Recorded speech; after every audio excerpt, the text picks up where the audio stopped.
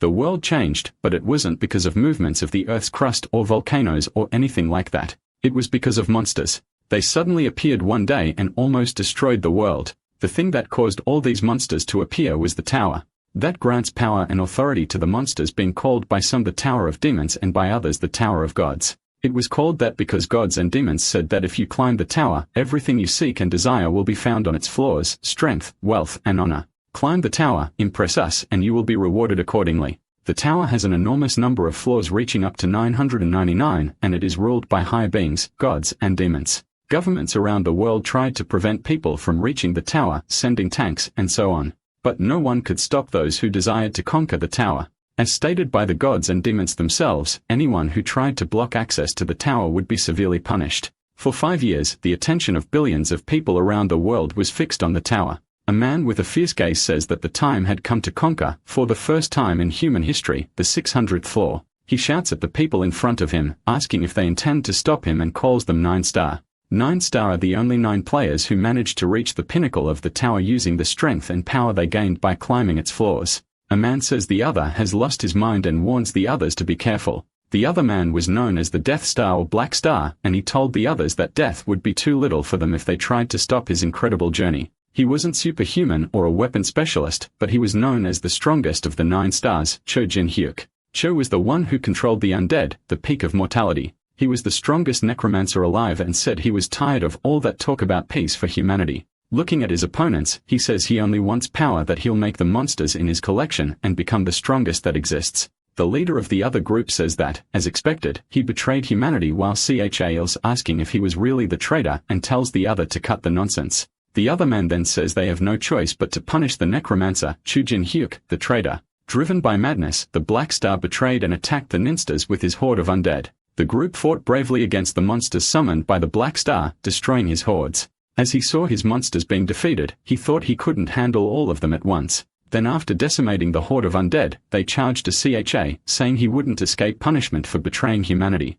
The necromancer, once part of humanity, was consumed by a thirst for power and was pierced by the spears and arrows of the others. But in truth, this was only the story told to the general public. In reality, Cho Jin-hyuk never betrayed humanity. He was betrayed by the other 8 members of the 9-star, and the truth was buried deep within the tower, and so 10 years quickly passed. Then we see an apartment full of dirty dishes with flies buzzing around. A person under the covers starts to wake up. He says to the 9-stars that he will return. He then wakes up with a jolt, cursing them as bastards. He then wonders where he is and soon realizes something in his mind saying it worked. Happy, the boy celebrates that his hidden ability worked. Soul transmission was the name of the ability. He could only use it once when on the brink of death, a magic that moves the soul to another body that is compatible. Analyzing his mood body, he thinks that the magic indeed found a body with a similar physique to his and that it still seems to be in Korea. With hatred, he clenches his fists, mentally cursing the ninsters again. The man then thought that he was more than strong enough to conquer the 600th floor alone, and they still betrayed him when he offered to collaborate with them.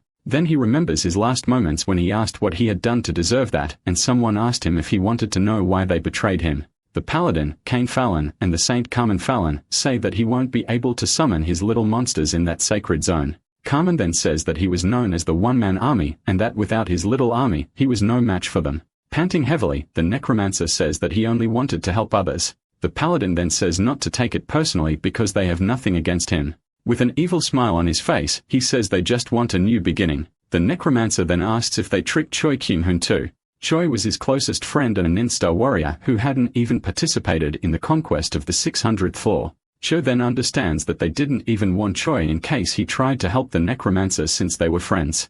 Then his vision starts to blur and he thinks it's because he's already lost too much blood. He then says that you will lose to them this time, but his hand starts glowing with energy. Bringing his glowing hand to his chest, he thinks that it won't be the last time they hear about him. He will come back stronger than before, and then he will make sure they pay the price for betraying him. Then already in his new body, he says he will crush their souls so hard they will never reincarnate and will turn them into undead puppets. Suddenly, his cell phone starts raining under the covers. He then starts looking for the phone and grabs it. Finally, he notices that it's a smartphone. The boy thinks it's cool to have one again after not being able to use one inside the tower. Something on the phone makes him surprised. Then he sees that the year is 2023 and realizes that 10 years have passed. To him, it feels like it was just yesterday that he was betrayed by the other 9 stars, and he wonders what the hell is wrong with that damn ability. A question then arises in his mind, can he use magic with that body? While standing there wondering that mentally, the flies in the apartment fly around him. One passes near him and is completely crushed by the boy's hands. With the dead fly in his hands, he tells it to rise. Nothing happens while he tries to remember the right word. Then, concentrating on the magic word, he says rise. However, nothing happens and the phone says that it has search results for the phrase rise. The boy starts yelling at the fly, asking it to rise, wake up, get up, and so on, but nothing happens. He is shocked to find out that he has absolutely no mana in his body. Opening the window, he thinks that can only mean one thing. The tower is still there and he thinks he will have to climb that damn thing all over again with absolutely nothing. Then picking up his cell phone, he wonders, since 10 years have passed, those bastards who betrayed him must have become complete rulers of the tower. Checking the news, he stops at one that says Choi Kyung-hoon dominated the 800th floor of the tower. He becomes serious while thinking that those Daninsters only managed to advance 200 floors in 10 years. The necromancer then thinks that's good for him because while they are going slowly, he can climb the tower and crush them all into pieces. Then he thinks that doing any training outside the tower is useless anyway. He's going to the tower right now. His body may still be that of a novice, but he has the mind of the Death Star, Chu Jin-hyuk, and will use all his experience to get strong as fast as possible. He'll have his revenge against the minister soon, he thinks. Then we see entrance to the Seoul Tower. Several people are heading towards the tower with promises of wealth and fame. The tower is seen as a collection of dreams and desires from various lives. A stairway leading inside the tower approaches. In one of the rooms, there is a coffin in the middle, half open. Inside that coffin, a skull with glowing eyes and small glasses seems to be waking up, with smoke coming out of its mouth. Elsewhere, a forest is burning. We see someone clearly running, fleeing. The woman with small horns cries as she runs out of the forest. Someone flips a gold coin into the air. We see piles and piles of gold coins as a man tosses coins into the air. In a city, a two-tailed cat strolls calmly down the empty street. On another street in that city, we see a man in black robes and a black horn walking down the street. He looks worried thinking about something. The entrance to the tower opens precisely at 1 o'clock in the afternoon. Someone then announces that the gate is open and tells everyone to prepare. The necromancer and the other people around him start running to enter the portal. Then he finally thinks that it is the beginning of his revenge. As soon as all the participants enter, the door closes behind them. A voice greets him while he thinks that it has been 15 years since the first time he set foot there. The system's voice warns that he is in a tutorial area. He thinks it's a huge scam because there is nothing tutorial about that place and that it is by far the hardest part of all. The boy remembers that it is a maze full of traps and that everyone agrees it is the most annoying place to pass, at least before the 10th floor. The system shows a screen saying that his life will be restored at the start and end and that the goal is to reach the finish line while avoiding traps. Then he thinks that first he has to get to know the body his soul ended up inhabiting, and saying this, he opens his status window.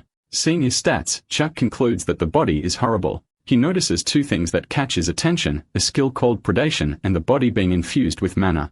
Recognizing them, he thinks these are things he had before and that they might be linked to his soul. Then he starts stretching in preparation to cross the maze. He then thinks that he will try to gain as much experience as possible during the tutorial. Our hero then jumps and starts running through the maze. Right after taking the first steps, the system says he left the starting area and that the magic arrow trap has been activated. The necromancer skillfully dodges the arrow while continuing to run. Smiling, he thinks that he can still see arrows the moment they are fired and that it's the same trick as before. Suddenly, 5 arrows glow behind him. Laughing, the boy says that this welcome is a bit excessive. Run it, and he manages to outpace the speed of the arrows. Then, unable to see the other arrows in front of him, 2 hit him and 1 cuts him. Lead it, and he says not yet, just a little further to reach the finish line. The black sky starts to glow red with a number of magical arrows about to be launched at him. He is hit by a barrage of arrows all over his body. Despite looking like a porcupine with so many arrows stuck in him, he is still standing. The necromancer continues running thinking that it hurts, but that he must keep going. Taking 2 steps forward, the world starts to darken quickly. Almost unconscious, he keeps walking, leaving pools of blood along the way. Cho then falls after crossing the finish line. As promised, upon crossing the finish line, his life is restored, and he starts waking up. Getting up, he wonders if that is all he can endure for now and thinks about how much it hurt. Of course, he didn't just run recklessly without a plan. There are 2 skills that allowed him to be the best player in the world. One of them is predation, and saying this, he touches the ground with his own blood and licks it. He says that predation allows him to consume any object or being that has died and absorb their attributes. The blood that was spilled on the ground starts to flow back into him. Then absorbing his own blood, he thinks that all of it should return to him as experience. The The system shows that he gained 1 point in all stats and some tolerances to bleeding, penetration, pain, and fainting. Seeing that he gained some resistances, he thinks that he might be able to endure all basic attacks without any equipment.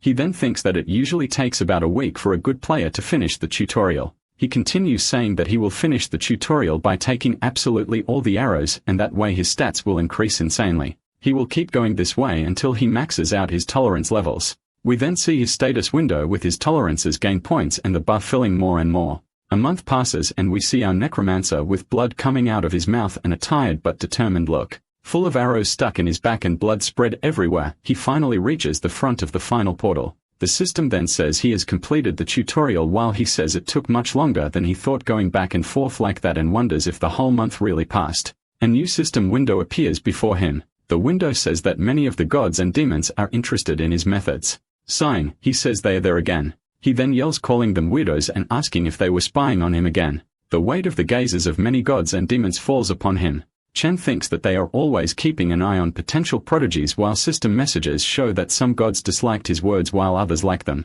Then he says that none of them are offering divine wisdom and that they are probably just looking for a new apostle and that there's no reason to recruit him just for the tutorial. The system then, in a window, says that a Diablo is smiling as the screen slowly turns red. The apex of malevolence greeted him with a casual, "How are you?" The necromancer quickly recognizes him and calls out to Baal, cursing him as a damn stalker. Baal, also known as the apex of malevolence, is the demon who kept trying to turn him into an apostle in his past life and wonders if he has been recognized. He remembers that it was Baal who helped him obtain the soul transfusion ability and says that the skill was very well used. Some messages begin to appear from gods and demons who are interested in him. Then he blames Baal for drawing so much attention to him. Baal's red window then says and apologizes for the commotion. Several windows appear, one of them from the god of thunder who wants to talk to him privately and another from the monkey king who liked him and asks everyone to leave him alone. He asks if he looks like someone who works for others and says that if they are going to chase him, they should do it quietly and shut up. Baal says he is sad while his window curves slightly downward. Chun directly tells Baal that even if one day he becomes an apostle of someone, he would never be his and tells him to stop dreaming because it will never happen. Then with his hands full of blood, he says that now it's time for his rewards. He then sucks up all the blood he spilled in the last room back into himself. We see in his status window that all his tolerances have been maximized. His stats are then all updated with attribute points and his new tolerances. He thinks that it's hard to get mana at that stage, but thanks to his mana-infused body, his stats increased a lot. The system then shows that he has a new skill to unlock. He then ponders what skill it could be since he already has predation. In his skill window, he sees a second one with several question marks and wonders if that's the one the system is informing him about. Then he thinks that skill must be a new one, coming from the body he reincarnated into. The name of the new skill is Jack of all trades. He wonders what the hell kind of skill that is and clicks on the system to see more information. The description says that the skill makes him good at everything, receiving proficiency bonuses while training and providing additional modifiers based on proficiency during battles. Smiling, he thinks that it's wonderful that you really might be able to achieve something with that. The title he prepared for a long time but failed to acquire called Master of All Things or Almighty. Baal sends another message saying he wants to see his status window. It then screams at Baal asking what the hell is that. The necromancer turns his back to Baal's window, telling him to stop bothering him. He then says that he is going to the next floor, and then if Baal wants, he can follow him. Baal says he is pretending to be chasing after him. Passing through the portal, he enters the selection and training room. The system welcomes him to the selection and training room and says that here, he will have the chance to choose his weapon and occupation. The system finishes by informing him that once he makes his choice, he should break the room to access the first floor. He then thinks that in his past life, he didn't even consider any occupation other than magic because of his mana-infused body. That he picks up a bow and thinks he wants to see how good the Jack of all trades skill really is. The system then that Ches requests creates practice targets while he picks up the bow and an arrow. He then aims at one of the targets and pulls an arrow on the bowstring. Shooting 3 arrows in a row, he hits the center of the target all 3 times. He asks the system to create more targets and if possible, make the targets attack him. System then says that aggressive targets can be dangerous and he still doesn't have an occupation. Smiling mischievously, Chase says that it's no problem. Then 5 humanoid targets are created by the system. A window shows that the practice targets will now see the player as something hostile and they start running towards him. Again, shooting 3 arrows at once, he hits the center of the target's heads. The other 2 rush past and get close to our hero. Then, they are cut in half. We then see a sword emitting smoke from being swung so fast. Our boy, stabbing the sword into one of the dummies, tells the system to make the target stronger. The system says that the target's level has increased and that it will create giant targets too. Suddenly, the giant target looks up and sees the shadow of a necromancer falling towards it. Then the boy with the giant spear pierces straight through the giant practice target's head. Next, he draws 2 daggers. He throws them backwards blindly and hits the heads of the other 2 summoned targets dead on. Flying targets appear behind him, but our hero notices them. Looking back, he sees that the targets are long-range practice dummies. They shoot a CHA, who uses the giant target's body to shield himself from the energy blasts. The system warns that these are the most dangerous targets that can be created on that floor as our boy runs towards the weapons. Laughing, our hero asks if these are really the strongest they've got. Looking at a staff, he says he will match them using his specialty. He grabs the staff and looks at the long-range flying targets. They attack mercilessly, launching energy blasts at CHA. Smiling again, our necromancer says he is faster than they are. Pointing his staff forward, he conjures magic arrows. The arrows hit the targets, causing 3 small explosions upon impact. He then thinks that this is the power of Jack of all trades, that every weapon he picked up felt like he had used it for years. Then another window appears showing that he acquired a new achievement. The achievement is called Almighty, and it consists of using at least 1 weapon from each available category in the tutorial and unlocking the Almighty occupation. He then wonders if Almighty wasn't just a title, but actually an occupation. The system then asks if he wants to choose the Almighty occupation and warns that he won't be able to change the selection after leaving the room. He thinks that Almighty is cool and all, but he cannot abandon his main occupation. So he tells the system that he will use Almighty as his sub-occupation. The system then throws a message at him saying, "Impossible." Shocked, CHA asks why he can't do that. Then the system says that sub-occupations are only possible after reaching the 100th floor, and he remembers the rule. He cannot leave that room without choosing occupation and wonders whether he should use the 5,000 merit points he just earned. Then he wonders if it's impossible to unlock sub-occupations using merit points. The system shows him a big question mark and then asks how a beginner could know all that. Merit points are a type of currency the game rewards for completing various activities and can be used to make changes in the game. Shia tells the system that it doesn't matter how he knows and asks if it's possible to use his 5,000 merit points to unlock a sub-occupation early. The system then says that it is possible, but he can't. It then shows the system window with the merit points he has and how many he needs to unlock the sub-occupation, and he is literally 50 points short. Right after that, he says there's no other way and tells Baal that he's going to sell him a little. Then he says that Baal approached and revealed his identity to him, which should have an achievement related to talking to a god for the first time. Suddenly, a new system window appears saying that communicating with Baal, the apex of malevolence, is worth 200 merit points for the achievement. Then Baal's window appears with hearts, and he asks if he did well and pretends to act cute. Alcha asks him never to do that again. The system then asks if he wants to spend the merit points to enable Almighty as a sub-occupation, and he says yes. The system then congratulates him for choosing Almighty as his sub-occupation, but his main occupation is still empty. Then the system says that he must break the room if he wants to proceed to the first floor, and our boy says fine and starts charging his staff. Smiling, he says that it's time for him to officially start his revenge. He slammed the charged staff on the ground with energy flying from the staff in all directions. First floor of the tower, Coral Forest. Goblins prepare to attack a group ahead of them. One of the men complains about how they are supposed to climb the tower if the first floor is already this difficult, while another man carries a woman on his back. A kobold then jumps forward to attack the group. The warrior carrying the woman gets scared. The sky begins to crack above them. Then, our hero falls towards the ground with a smile on his face. Flying towards the kobold, he says that there is his first prey. He crashes down the kobold's head, smashing it into the ground. Then he is surprised and says that kobolds are a nice way to welcome him. The other 2 get angry and start growling. With his staff on his shoulders, our hero smiles mischievously and looks at the enemies.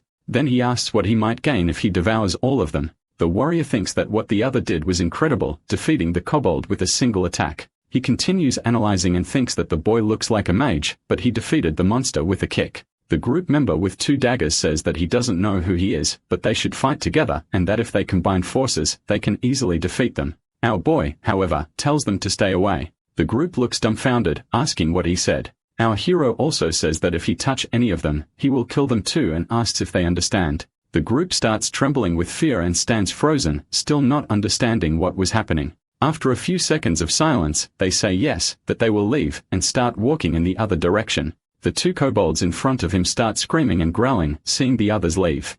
With a devilish look, he asks the kobolds if they want to seek revenge for their companion. The two kobolds then charge at the necromancer. The first has his skull crushed by our hero's staff as soon as he gets close. The second stands still, and our boy asks what he's doing and if he's not going to attack him. Suddenly, the kobold turns around and starts running toward the forest. Then pointing and charging a spell in his staff, he asks the kobold if he thinks he's going to escape. A magic arrow pierces through the kobold's chest, making him fall to the ground instantly. A system window appears welcoming him to the first floor, while he says the system is late because he's already collecting the spoils of battle. Another window says he must complete a quest to advance to the next floor, which is to hunt 10 kobolds, and our hero finds it easy and says he can easily hunt a 100. Then he thinks that since he's here, he might as well go for the assassin title. Going back to his memories, he almost got the assassin title for almost every monster, and you hit the title by killing 1,000 of each monster. Priorities are priorities, and our hero needs to fill his stomach first. Then he uses his predation skill. One of the kobolds rises and its energy begins transferring to our hero. When he finishes absorbing one of the kobolds, he thinks he can see its memories. And his power has now become our hero's along with learning the kobold language as a bonus. Opening his status window, he notices that his attributes have increased greatly and that he is at the level of someone who has already ascended 10 floors. Then he wonders if he receive an occupation bonus and if, because he is almighty, he might gain more class experience. And then he sees a memory from the kobold he just absorbed. He starts running towards a cave. A human is protecting a child while the kobold thinks he must prepare him quickly because it hurts when he is reprimanded. A kobold shaman or mage stands ahead as he says that the preparations are complete. Looking closer, he realizes it is the kobold lord. Smiling slightly maniacally, our hero celebrates the perfect timing of his arrival. A monster with a lord status means that a monster wave is coming, which means he can get the assassin title and farm a little too. Cho then says that if he's about to face a monster wave, he'll need an army. So he begins to raise the kobolds he defeated to fight alongside him as undead. He commands them to rise and magical waves lift the bodies of the defeated kobolds. Next, both lose the flesh from their bodies, leaving only bones. A system window appears congratulating CHA and saying that he changed his occupation to necromancer on his own. CHA says that changing his occupation is nothing since he has the memories of his past life and the sub-occupation of Almighty. Then he thinks that he's still not satisfied and that there's a hidden occupation he needs to unlock right there on the first floor. One of his skeletons suddenly looks to the side and he notices, asking what happened. Another kobold is lying on the ground, trembling. Behind it, there are 3 more kobolds growling and snarling at CHA. He then orders his skeleton army to hunt and kill all kobolds they see. The 2 kobold skeletons then start walking toward the 4 living kobolds and attack, throwing a kobold stone into the air with his small skeleton army and his mission progress saying he killed 10 out of 35. He says that something should be around there. Finally, he finds the house in the middle of the forest. He then slowly opens the old door and thinks he's lucky that no one has been there yet. Entering the house, he tells his skeletons to wait for him there. Stomping hard on the floor, the ground breaks open, revealing a huge hole with a staircase leading underground. While going down, he says that there is a secret occupation on the first floor. He continues ascending the stairs while torches light up on pillars to illuminate his path, and he keeps throwing kobold stones down the steps. He continues saying that it's a superior occupation from necromancer capable of handling souls called Spirit Master. Then he arrives at a room with a large coffin in the center. Dropping the sack of kobold stones on the floor, he says that the first Spirit Master and the instructor for class change are hidden right there. Arriving beside the coffin, he pushes the lid, opening it. As soon as he opens it, a skeleton floats above the coffin. Our hero calls him Borkin while waiting for his appearance to finish. The skeleton then asks if he is his successor. Chet thinks it's been a long time since he saw Borkin and shows a mischievous smile. The skeleton remains in front of him waiting for an answer. After a few seconds, Borkin asks if he's not surprised to see him, and our boy asks if a necromancer should be surprised to see a skeleton. Besides, he ended up there after reading his diary and that he stopped being surprised by things like in a long time ago. The hidden item in the diary of the Spirit Master Borkin. It's obvious he hasn't read it yet in this life. In his past life, he found it while gaining knowledge and magic, and after reading it, he returned to the first floor. He tried to become a Spirit Master himself, but he failed to turn Borkin into one of his summons. The skeleton then says that he made a good point and that he likes him. Laughing, he says that is definitely better than that idiot from 10 years ago, while our hero trembles without even blinking. Offended, our boy wonders if he should kick him. Then he thinks it's better to change the occupation first and tells the skeleton that he wants to change, but Borkin says he needs to have climbed to the 10th floor first. Borkin starts explaining that Spirit Master is a class above Necromancer and that he could change it on the 10th floor, but our hero interrupts saying that he's already a Necromancer. He then shows his status window proving he is already a Necromancer. The skeleton shouts at him, saying he has great potential and is surprised that he changed his occupation before the 10th floor. Borkin comments again that he is absurdly better than that idiot from 10 years ago, leaving our hero clearly offended. Calming, our boy asks if he's going to change his occupation or not, and the skeleton apologizes, saying he got too excited. Cho then sits down in front of him. The skeleton starts casting a magic circle around him. A ball of energy appears in front of our boy as he concentrates. Since a long time ago, even before the tower appeared on Earth, he was a tower climber. Obviously, he was the strongest necromancer of all and still sought more power. He thought that summoning creatures of flesh and bone was insufficient and wondered if he could summon something stronger. He wanted to develop entirely new summons, different from vampires and death knights. Then he came to the obvious conclusion: souls. The idea was to manipulate directly the souls of the recently dead beings. New summons that will be greater and better than the current ones may emerge. He then succeeded in creating a new occupation called Spirit Master. However, his senile body reached its limit, and the existence of Spirit Masters was on the verge of extinction. So he opted for something unexpected. He used one of his spells on himself and hoped that his successor would one day return and restore his honor. Because of this, Balcon became a kind of being similar to an NPC, looking for players who want to follow in his footsteps. The ball of energy shining in front of our hero merges with him while Balcon is surprised. The skeleton says that the rude boy from 10 years ago was the second and that he would be the third Spirit Master in history. He then says that our boy can use the Soul Crucible to absorb souls as well as summon them. With a maniacal smile, our hero thinks that he will use the crucible that Borkin gave him and that he will absorb him first. This time, Che is prepared and will not fail again while the skeleton congratulates the boy and tells him to spread his name everywhere. Che, smiling, says that about that, he has other plans. Then he points at Borkin and tells him to do it himself. The skeleton is left confused about what he meant by that. He then yells at the boy and asks if he forgot the promise written in the diary. Our boy says that delegating his task to others is not healthy while approaching Borkin, who asks why he's getting closer to him. As he gets close, our boy uses the soul harvesting skill. Borkin is hit head-on as his soul begins to lead his skeletal body. Then he starts asking if the boy thinks he will be caught by a novice. Still smiling, our boy thinks that he got him. The skeleton shows his middle finger to our hero and says that this is how they curse on Earth, that his previous people had taught him that. While running to escape, the skeleton crashes into an invisible barrier. After suffering the impact, he slowly slides to the ground. Then he finds himself sitting in the middle of a magic circle and asks if that is magic. Our hero asks if he is comfortable there. He says that this is his own little prison made with a low-level magic called Magic Wall. Borkin starts hitting the wall asking if our hero thinks he will get away with this low-level magic.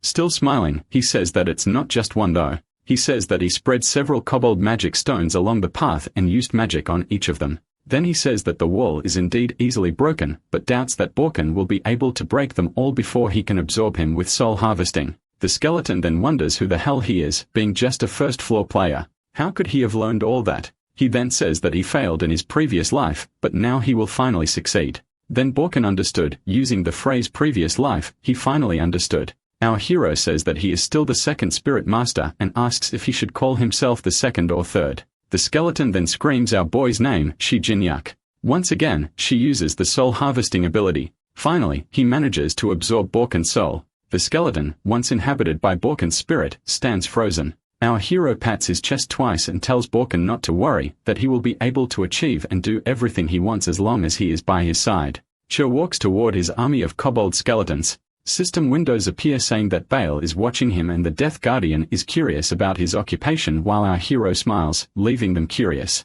Still smiling, he says out loud that there's no reason for them to cry. He will show his occupation soon anyway. They just have to wait. He then gets very close to his skeleton army and observes them. Looking at them, Cho wonders if he still needs a skeleton army now that he is a Spirit Master. He then raised his hand and destroyed his small skeleton army. Then focusing on his Spirit Master powers, he commands them to rise. The souls of the kobolds emerge from their chests while he shows a huge smile on his face. The ghostly kobolds dance around him as their souls reform, returning to their original form. Then Che says that as expected, they still can't speak yet. Suddenly, someone behind him calls his name. A man is then crouching down and asks him how. Looking him in the eyes, the man asks how he dares to turn Borkin into a soul knight. Smiling wickedly, our hero says he never saw him that way and that he must have been quite handsome when he was young. Then, extremely irritated, Borkin shouts, saying that he will not get away with doing that to him and asks how he dares to act superior to the first master of souls. Suddenly, the spirit feels something in his throat. As he falls, choking, CHA explains that he is only breathing thanks to his mana and that if he cuts off the mana, he disappears immediately. Kneeling, Borkin asks our hero if he thinks he will simply accept and obey his orders. Our hero gets very close to his face and asks what he will do about it then. He then tells Borkin to remember what he used to do with disobedience summons and says that he turned them into soul knights. CHA asks while licking his lips if the spirit had forgotten about his main ability. The spirit then thinks that he still has that powerful ability and that it means he would be devoured. He then gives up and says fine, asking what the boy wants while Chet asks if he can't feel anything. Pointing to a castle on a nearby hill, he says they are about to start a suppression. Then he adds that they will be doing it against a kobold lord. At the castle gate, 2 kobolds stand guard with their spears. Suddenly, they spot our hero calmly walking towards them. Both guards stop and raise their spears for combat while speaking something to him in the kobold language. Displaying his maniacal smile once again, Che begins to be surrounded by energy. Then he releases the spirits of the kobolds trapped in his body. The spirits immediately attack the 2 kobolds in front of him. Meanwhile, our boy enters the kobold castle with his army of kobold souls behind him. Looking up, he sees the city's protective wall full of kobolds waiting for him. As the kobolds begin to jump down to attack him, he thinks he has 30 kobold soul knights and that the monsters don't stand a chance against him. Bending down to pick up his spear, he thinks that this time he won't just stand and watch. He then tells the kobolds to take him to their lord and calls them weaklings. We then see the ceiling of a cave crack and dust fall. The kobold lord is doing something at his workbench. He then asks if there is an intruder. The Lord begins to walk and tells them to have the offerings prepared, and one of the guards salutes him in confirmation of his order. One of his spirit knights roars in anger. Next, he passes through the bodies of 3 kobolds and comes out the other side. The 3 then scream without understanding what is happening. Our hero grabs a kobold by the head, making a motion to twist the monster's neck. And in the next second, he snaps the beast's neck with a twist. A square hole opens in the wall behind our hero. 3 kobolds jump to attack CHA from behind. However, the spirit knights were on standby and eliminated the kobold to try to attack our boy from behind. He then picks up the sword from the first kobold who attacked him and uses it to eliminate 3 more kobolds in front of him. Seeing the bodies of those he defeated, he says that his hidden occupation is really quite good, while 2 of his soul knights surround him. Then he feels a different energy somewhere behind him. Smiling, he thinks he is close to the kobold lord's room. Baal sends a message saying that he is holding light rods and cheering for our hero. Cho then sighs saying he doesn't need the support of an old man with hairy legs. With 2 of his spirit knights walking beside him, he says he won't be cheering because he will win anyway. Then we see the kobold lord stabbing something with a knife. As the blood flows, a red energy runs through the kobold's body as he says he wants more. Shortly after, he shouts saying they still need much more to keep their lord satisfied, the guardian of death. As the lord asks if the kobolds have brought the next offering, one of the kobolds drags someone who tells him to let her go. Next, we see 2 kobolds dragging a woman with small horns as they wonder if it is what they are thinking. The girl then opens one of her eyes and sees that it is a hobgoblin. The lord then, holding the girl's hand, shows a smile and says they found gold and that she is in much better offering than any human. Something flies between the girl's hand and the kobold's hands, making him let go. The lord then looks up the balcony and sees our hero while saying that must be the intruder, as we see a sword stuck into the ground between him and the woman. Smiling wickedly, our boy asks what is happening there, whether it's a sacrificial offering or human sacrifices. He then says himself that it doesn't matter what it is, it will fail either way. The kobold lord then asks if he is the invader. He then curses him, calling him a bastard intruder. Our hero then says that he must be the kobold lord and insults the monster, saying he really does look like the leader of a bunch of weaklings. Offended, the kobold says his name is Callum, king of all kobolds, and demands more respect. Still with a wicked smile, our boy says he is quite arrogant for a first-floor monster and tells him to earn the respect he asked for.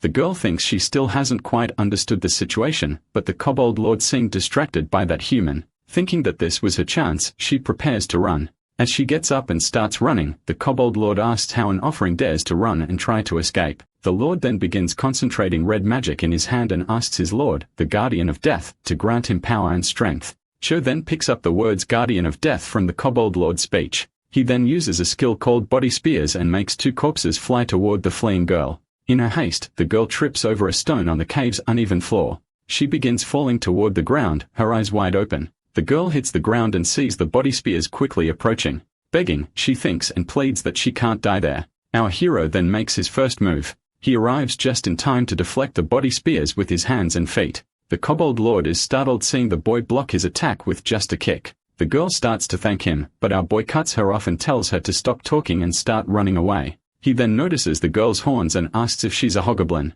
Then he remembers that hobgoblins are a powerful tribe residing on the 100th floor and that they have no reason to descend to lower floors, especially young hobgoblin like her. Our boy wonders if something happened on the 100th floor and thinks he will save her and question her later to get information. The kobold lord then screams, asking how a boy like him dares to interrupt a ritual offering to him. Our hero tells the hobgoblin to stay away from there because he doesn't wanna have to save her again, and she says yes and starts leaving the room. He then tells him to try and stop this because living bodies have double the power, while with his hand, he infuses the 2 kobold corpses with energy. Then their bellies begin to swell, and the lord shouts the name of his skill, body explosion. Cho manages to dodge the 2 nearby body explosions. He then begins preparing a punch, saying to the kobold, he is too slow.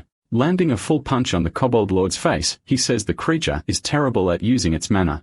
As he is launched meters backward by the force of the punch, the kobold thinks about how a first-floor player could have that kind of strength. Suddenly, boy appears in front of him, asking what he was doing and saying that he was just getting started as he prepared another punch. It then screamed for his lord, the guardian of death, to save him. Then the blood that was behind the kobold lord begins to bubble. Soon after, the blood explodes, forming a column of blood. From this column of blood, an arm emerges and grabs CHA's hand. Then we see a monster made of blood holding our boy. Our hero thinks that it is a blood golem and wonders how on earth he was able to summon such a high-level monster. The monster starts squeezing our boy's right arm while he begins to feel the pain.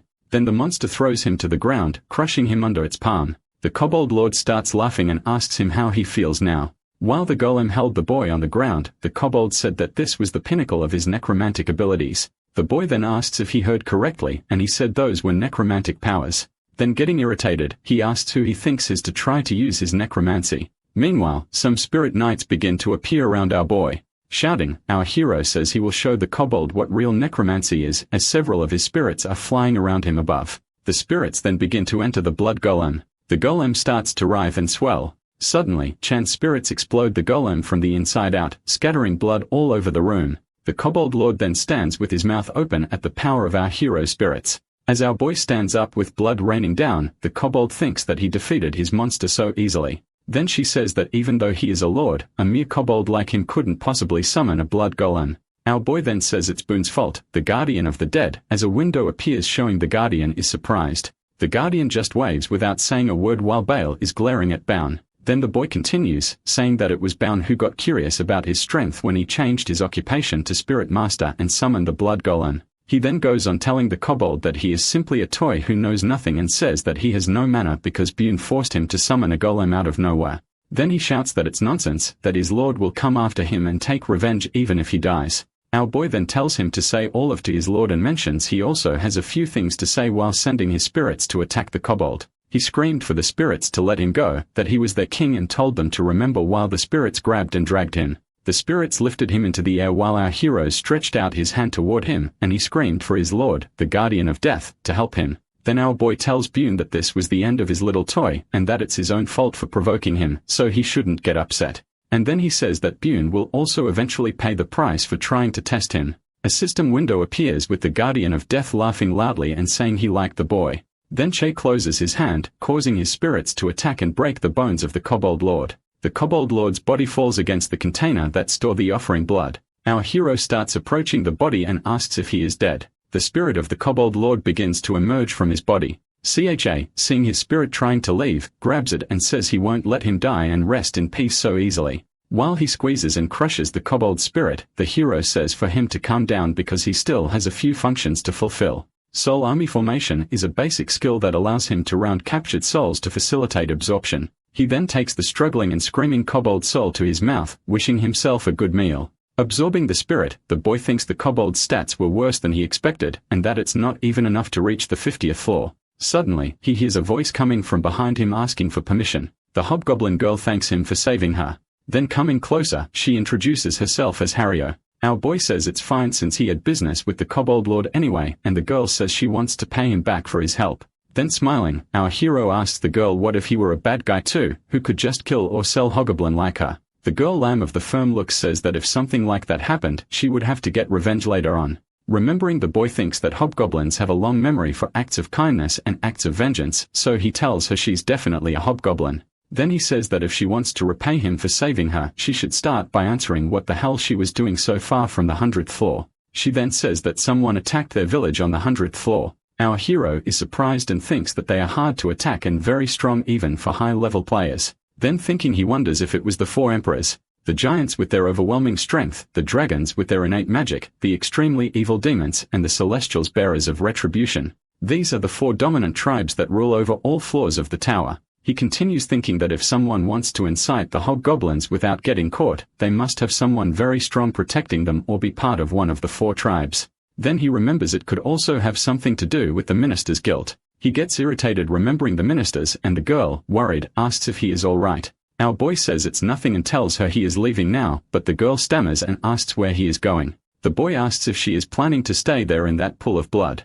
She says that if it's all right with him, she would like to go along. Our boy thinks she is still very young, but forming a party with her wouldn't be bad. The boy says he is very busy and won't have time to protect her all the time, and she happily says she knows how to take care of herself. Then he asks if she has already forgotten how she was tricked by the kobold lord, and she pauses. She gets upset and says it was only because she let her guard down for a moment, and our boy says whatever and tells her to follow him. Looking at his clothes, he thinks he needs to get some new ones because walking around covered in blood would draw the wrong attention at that moment. Then looking at the kobold leader's body, he sees an armor symbol on top. Looking closer at the icon, he wonders if that is an equipment symbol. Sometime later, he puts on the equipment he got from the kobold lord and starts leaving the castle. While they were walking, a whirlpool of energy appeared in front of them. The girl moves closer to Shah as a person emerges from the energy whirlpool. Borkin appears in front of them with some kobold spirits and says that everything has been taken care of, that there are no more kobolds alive in the castle. Our boy says that Borkin did a good job while the girl asks who that is.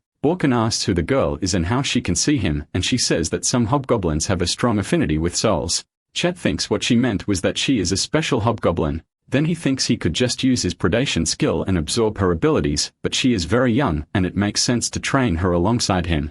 A system window pops up with a notification sound next to our boy. The window said it was a monster wave mission, and that when a lord-type monster is killed, a monster wave could happen. Smiling, he says bingo while looking at the system window. Borkin and the girl stay behind him while she asks if he will accept it, and the other is surprised such a mission exists. The boy then says that if he had no intention of participating in the mission, he wouldn't have gone there to defeat the kobold lord.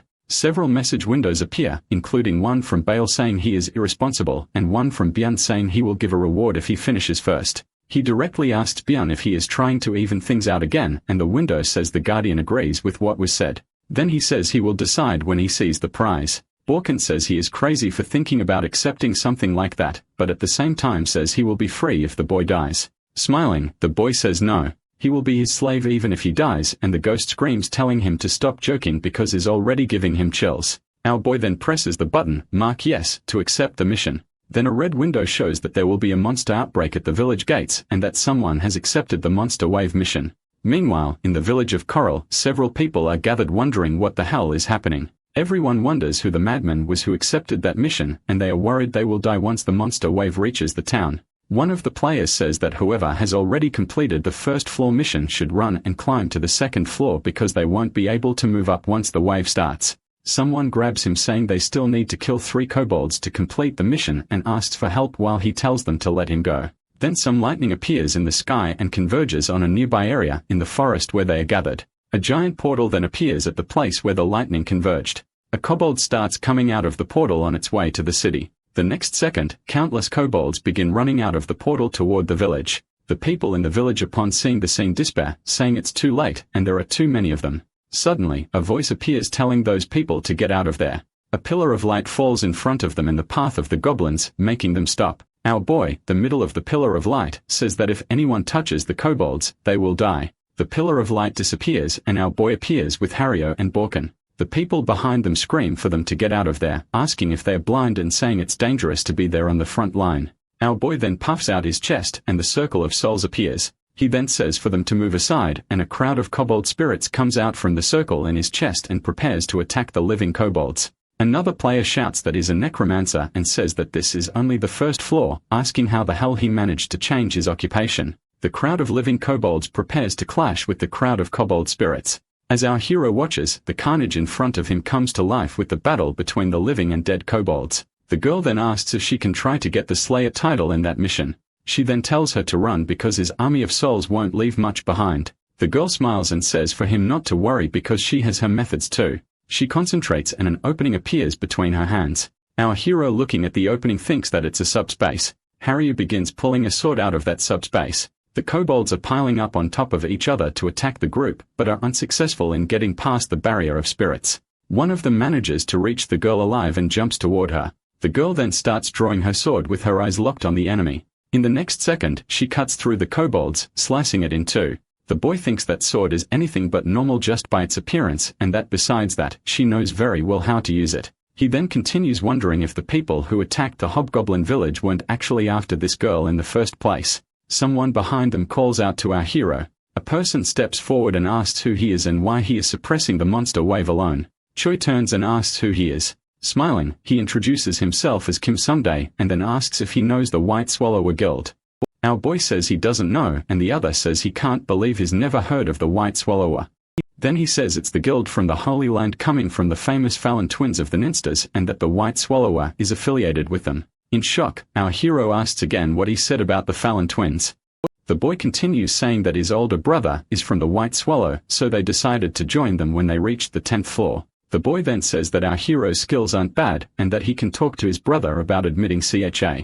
But in summoning one of his ghost kobolds behind the boy, CHA apologizes and says that, unfortunately, he will have to say no. The spirit starts choking him and lifting him into the air while Che grabs the boy's sword, saying that he arrived at the right time because he needed information about them. With Kim's sword in hand, he says he'll meet him again after the wave and that he has a few questions to ask. One of the other two who were with him asks why he's doing that to a fellow climber, and the other says it's not cool to bully just because you're stronger. Cho looks at the two and asks why not and says it makes perfect sense to him. He continues saying that you can't hit people, you can't kill, you can't steal. Those rules only apply on Earth and that here in the tower, being the strongest is everything. Kim screams and begs to be let go because he will die. Cho lets the boy go and says that he's not alive at the moment, that he's only being allowed to live because Choi needs the information he has. Turning his back and refocusing his attention ahead, he tells the boy not to let his big mouth get him into danger and to keep his distance. The other two ask him what he really wants to do and if he will really let the boy go like that. He then quietly tells them to run, but his friend doesn't hear. Kim then shouts that he said to run and that they will really die if he catches them. Meanwhile, the battle between the Soul Army and the Kobold Wave continues fiercely. One of the living kobolds points upward and says something in their language, making some others look up. Then they see our hero along with Borkin, flying above the crowd of kobolds. Our boy with his sword stolen from Kim and Borkin with magic in his hands. It falls in the middle of the kobolds, sending several of them flying high into the air from the impact of their landing. While cutting and passing through the kobolds, our hero says to look at all those weaklings. Chess says he will fight them and leaves the task of controlling them to Borkin, who says they will have a lot of work to do that day. Then both stretch their hands forward and tell them to rise.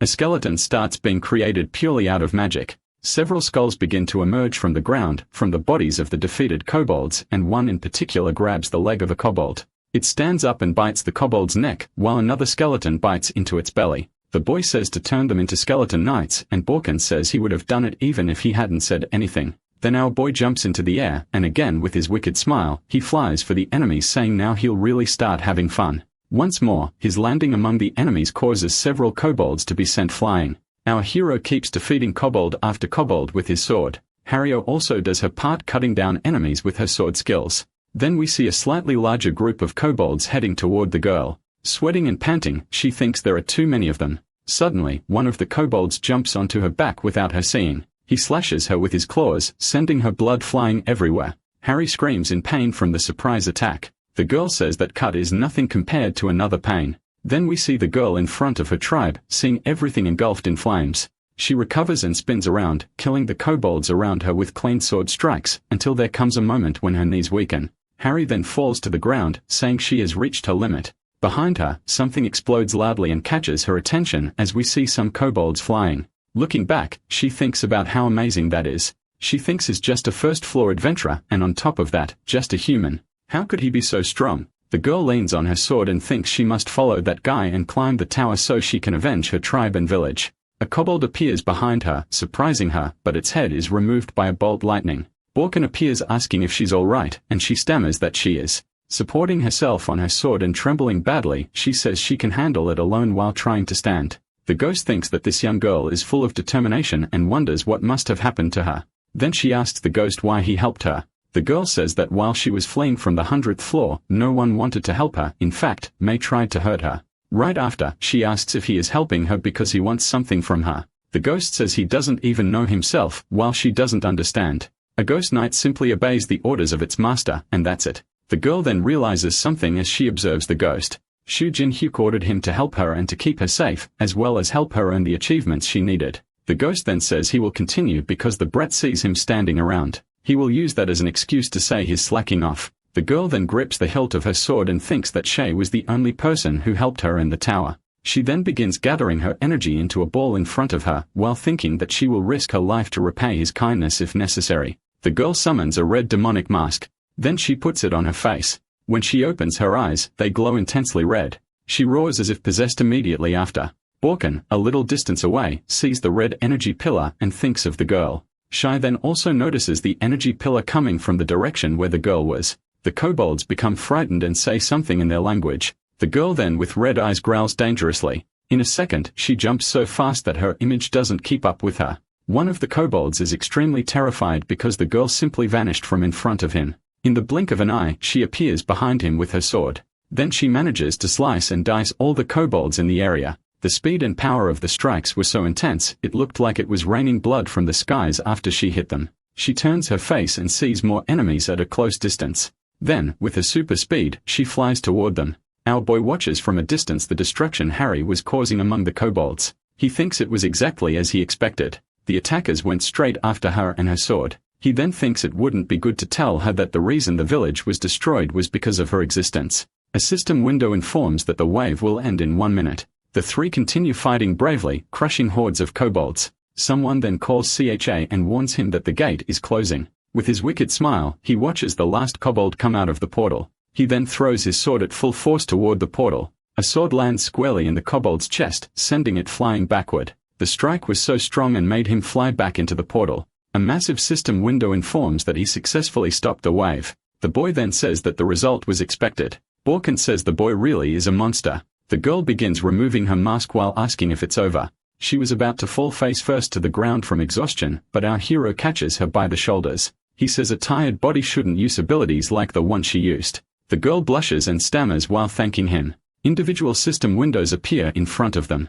The window says the wave was completed successfully and that there are rewards for first, second, and third places. The boy then says it's perfect. Time to collect their rewards. Assistant window informs that more than 2,500 kobolds were eliminated. A new achievement was unlocked by our hero, granting him the title of Kobold Slayer, 5 bonus points to all stats, and 500 merit points. He thinks the status bonus is low, but the achievement will be good for future status upgrades. CHA thinks that if he becomes proficient in various techniques using his 2 skills, that number will keep growing endlessly. A system window says he ranked first in the Monster Wave mission, and a glowing square appears in front of him. Harry ranks second, also receiving a glowing box. Vulcan came in third place and wonders why it was him. Our boy says it's great that he won and asks for his reward while he agrees, saying it would be hard to use it anyway, being a spirit. The girl then calls the attention of both. She says she wants our boy to have her reward too, that it's her way of asking to go with him. The boy looks at her and asks if she really wants to do that. He says he's been betrayed before, and then it's fine if she wants to come with him, but it doesn't mean he trusts her. Our hero gets very close to her and says that's a very big gift to accept without any suspicion. He then says being betrayed once is enough and tells her to try to earn his trust, and that it will be hard to keep up with him if she can't. The girl is in shock, holding her reward in her hand. She concentrates and opens her subspace, taking down her mask as well. Then she says for him to take not just the reward, but her hobgoblin mask too.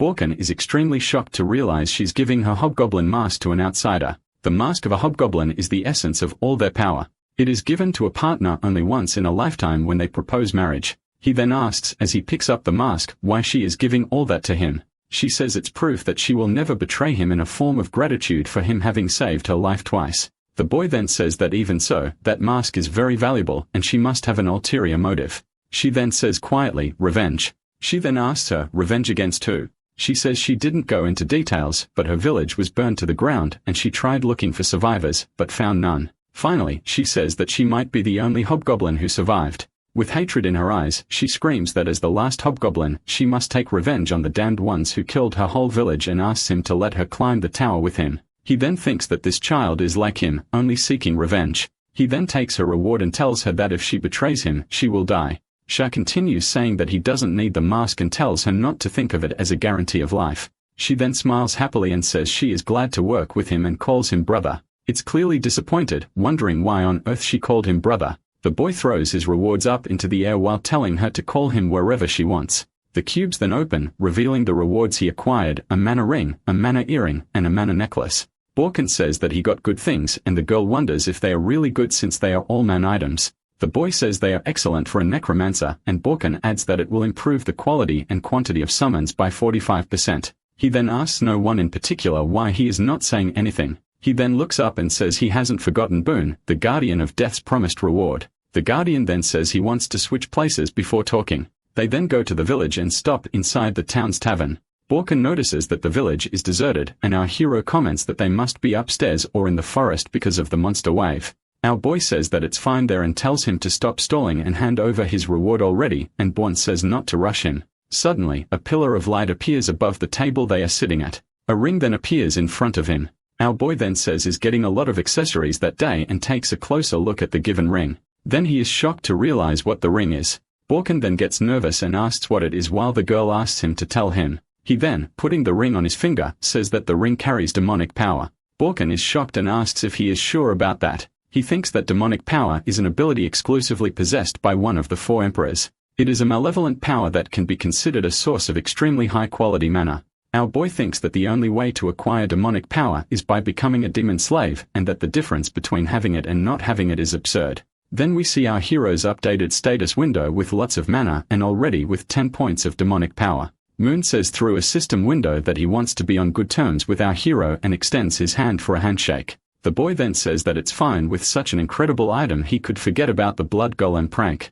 Borkin says the boy is ready to climb the tower again. The girl says her brother is amazing, while Baal's window stays quietly in the corner. Then the window starts to shake and burn with envy. The window then says it is angry and that it also wants to shake his hand.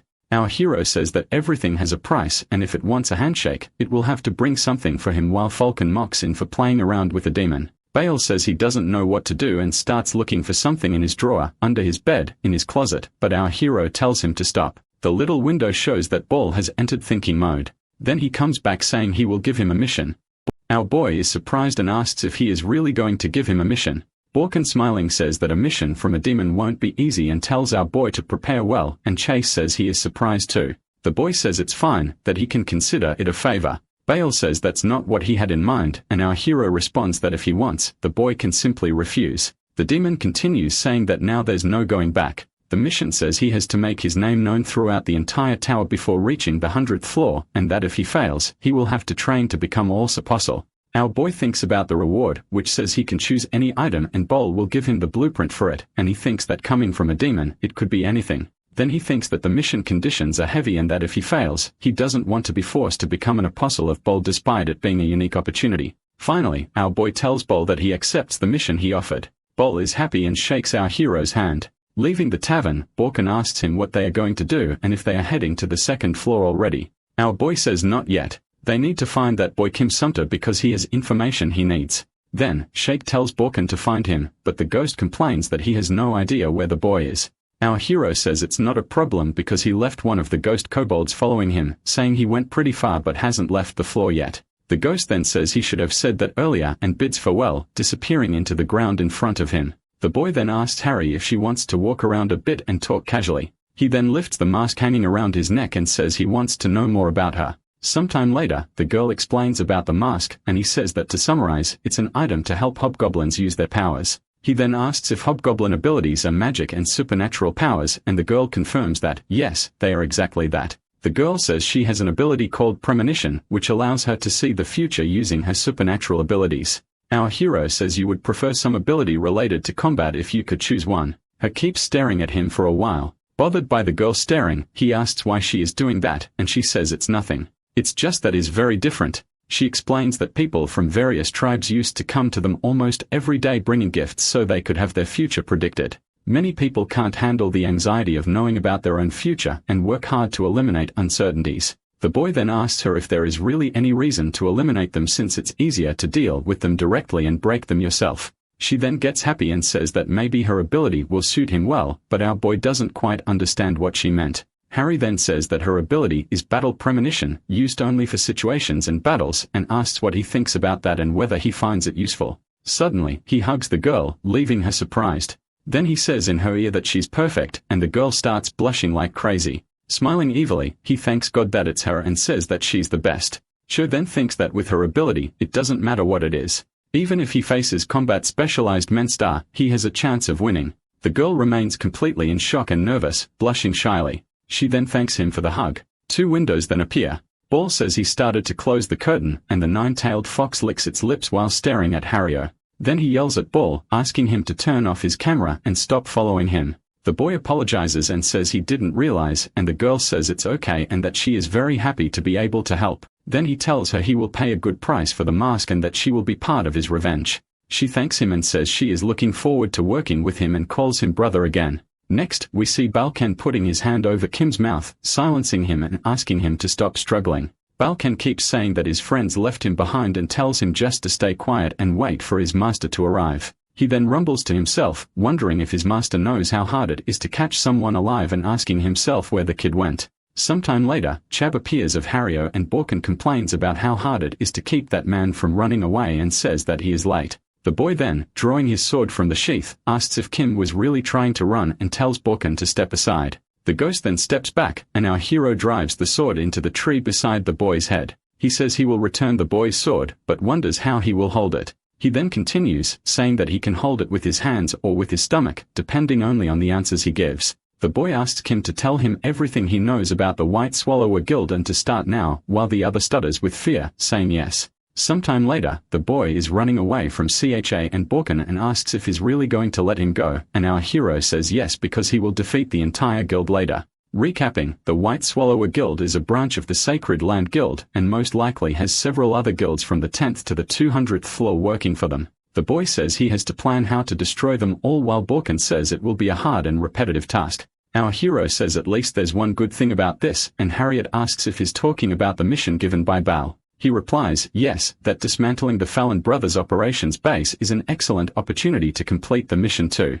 Our hero then asks if it's time for them to run to the 10th floor. Some people are talking in the 2nd floor city and ask if those who are arriving are the ones who held back the monster wave alone and if there were 2 or 3 of them. Then someone in the crowd points at the portal and says they've arrived. One of the people then, gritting their teeth, asks what the hell that is. Then we see our hero wearing the hobgoblin mask, and someone in the crowd asks if it's a ghost mask. People then start bombarding them with questions. What's his name? If he was the one who accepted the Monster Wave mission, and if he already has a guild. The boy thinks that if he uses the name Chai-Jin Hyuk, he might end up creating problems and remembers Baal's mission, which allows him to use a nickname too. So he says his name is Demonic Mask. Our hero, after saying his name is Demonic Mask, turns to Balkan and Hario and starts walking away while the crowd wonders what just happened. One of the onlookers tells him to wait, that there's still a lot to answer, while another asks him to stop so they can ask something. Then the other asks if that guy isn't one of those who committed crimes in his life on Earth and ran to the tower to escape the problems he caused on Earth.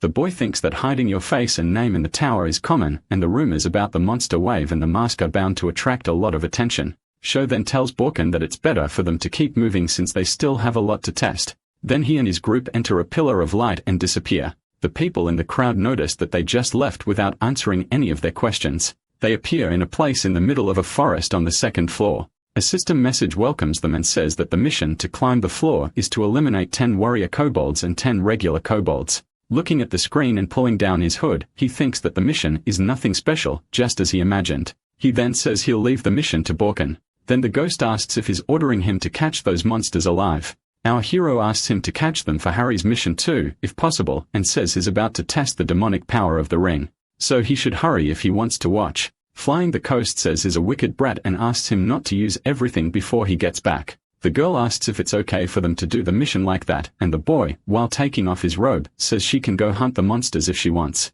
Then he leaves the mask and cloak with the girl as he focuses on the power of his ring.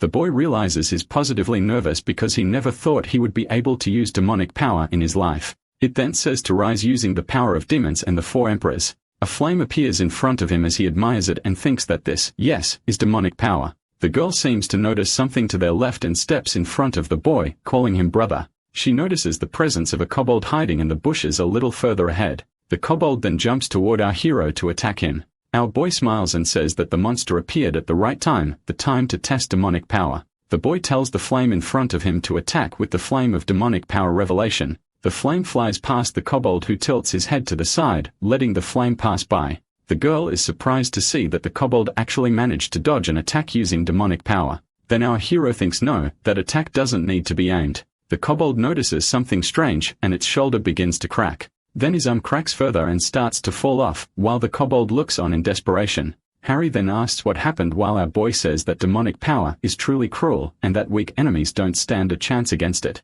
He continues saying that they will end up like that even with a small scratch, while the kobold completely disintegrates. Then he says that the real test begins now, as he watches the kobold's soul float out of his body. If a soul knight absorbs a little demonic power, is destined to become stronger. That said, he mixes a little demonic power into the soul of the kobold he just killed. Then straining, our hero thinks that the kobold's soul might not be able to endure the demonic power and could end up breaking. He then thinks of lowering the amount of demonic power and literally starting at the first level at 1 point. He then manages to mold the kobold spirit knight with 1 point of demonic power. The girl says he succeeded, but it seemed very difficult, and the boy says he was also surprised and that it was actually simpler than he thought. Thinking that no other tribe has ever used demonic power, he doubts that anyone else besides him knows how easy it is to manipulate. Someone then comes up behind him and asks if he did that using demonic power. Borkin returns and says it looks amazing. The fusion was perfect, and that you should call them Infernal Soul Knights.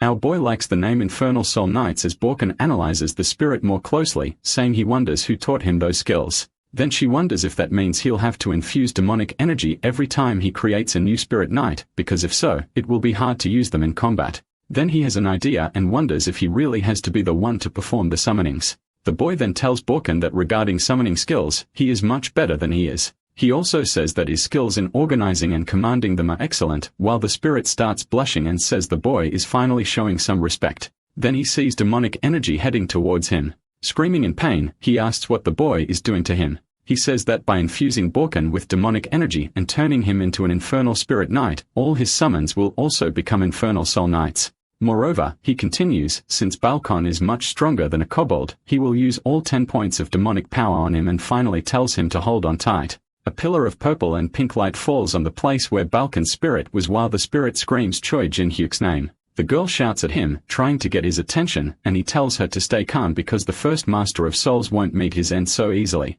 Suffering, Balkan screams that once he gets out of there, he will break the boy's body into tiny pieces. He then tells the ghost to go ahead and try, saying he always admires a summon that can pose a threat to his life. Then the energy starts spiraling around Balkan's spirit. The spirit reappears with a completely different aura around his body than before. Our boy then calls him his most powerful infernal soul knight. Borkin begins by saying that he made a mistake. Summoning countless infernal kobold soul knights, he yells that the biggest mistake any necromancer can make is creating a being far more powerful than himself. Our boy says that Borkin looks furious and that this is very good. Meanwhile, he takes the mask from Harry's hands. After taking the mask, he puts it directly on his face. He says he needed someone to test the powers of that mask. Borkin shouts that it will be as the boy wishes, that he will mass-produce infernal soul knights for him. Summoning countless monsters, Borkin sends them to attack our protagonist. The blade flashes across our boy's eyes as he uses the hobgoblin girl's mask. She notices that he managed to use the power of the mask and is surprised. One of the souls launched at him notices something different. All the infernal soul knights became extremely slow. Then he thinks that it's not just that. This was the world seen through Harry's eyes. Our boy then runs through and destroys every soul in his path. Borkin, not understanding, is astonished as master speed. Our protagonist says that he might look like that now, but once he was called the Death Star. Then he punches Borkin right in the face. The ghost takes the hit hard while our boy starts preparing the second punch. Tula lifts the mask a little and tells the soul knight to be obedient. Then giving a second punch, the spirit falls to the ground causing a huge impact as Harriet runs to him and our boy lands gracefully beside her. The girl, worried, stays next to the ghost while the boy tells her not to worry because a soul warrior won't be hurt by just a punch. Borkin confirms, saying yes if it's a normal person's punch, but his punch actually hurts. The girl then, calling him brother, asks if he used the mask's power. He says yes, that he felt like everything was in slow motion and that he was a martial artist at the peak of his strength. She then says that actually that is just a phenomenon that happens when a person fails to fully harness the true power of the mask. Still surprised, he asks if what he felt was just a side effect and how the mask should work if used correctly. The girl then asks if he remembers when she talked about her battle premonition ability and says she can foresee the next action of her opponents. He grabs her by the shoulders and asks how he can achieve that level, and she says she doesn't know that for her, it happens naturally. Sighing and smiling, he wonders what she means by naturally. Looking at her, our boy thinks he forgot that she's probably a genius hobgoblin and that it's impossible for her to teach something that is as natural as breathing. The girl asks if he feels dizzy for any reason, and he says is fine. She says that inexperienced hobgoblins usually feel headaches and dizziness after using their powers without fully mastering them, and that even she can't always use it. The girl says he must be feeling fine because he didn't manage to use the masked power at all. The boy gets upset, saying she hit him right where it hurts, and the girl says she meant that he will be able to use it soon. Our boy thinks he was too arrogant, thinking things would just fall into place, and that his growth on the second floor was so absurd that he got carried away. He passed her head, saying that thanks to the girl, he managed to bring perspective back into his mind, and she says she hardly did anything. Meanwhile, Borkin feels completely isolated and forgotten in the corner. He thinks about how he, the greatest and best spirit master alive, ended up becoming that pathetic being. Then the spirit someone coming toward him. Hario starts approaching him and crouches down as if to hug him. Borka then hugs the girl, saying that she's different from that brat, that she came there to comfort him. She then awkwardly points to the side. The girl says maybe he hasn't caught enough kobolds yet. She came to bring a message from the boy saying he forgot one and for him to go catch it quickly before the boy turns him into a spirit potion. Borkin clenches his teeth, tears in his eyes, thinking about how he ended up like that. A system window then appears showing that the second floor mission was successfully completed. Next, we see Borkin summoning his infernal soul knights on the third floor. On the fourth floor, we see CHA with his mask and ring using his powers. On the fifth floor, we see Harry with a devilish smile, cutting enemies in half with her sword.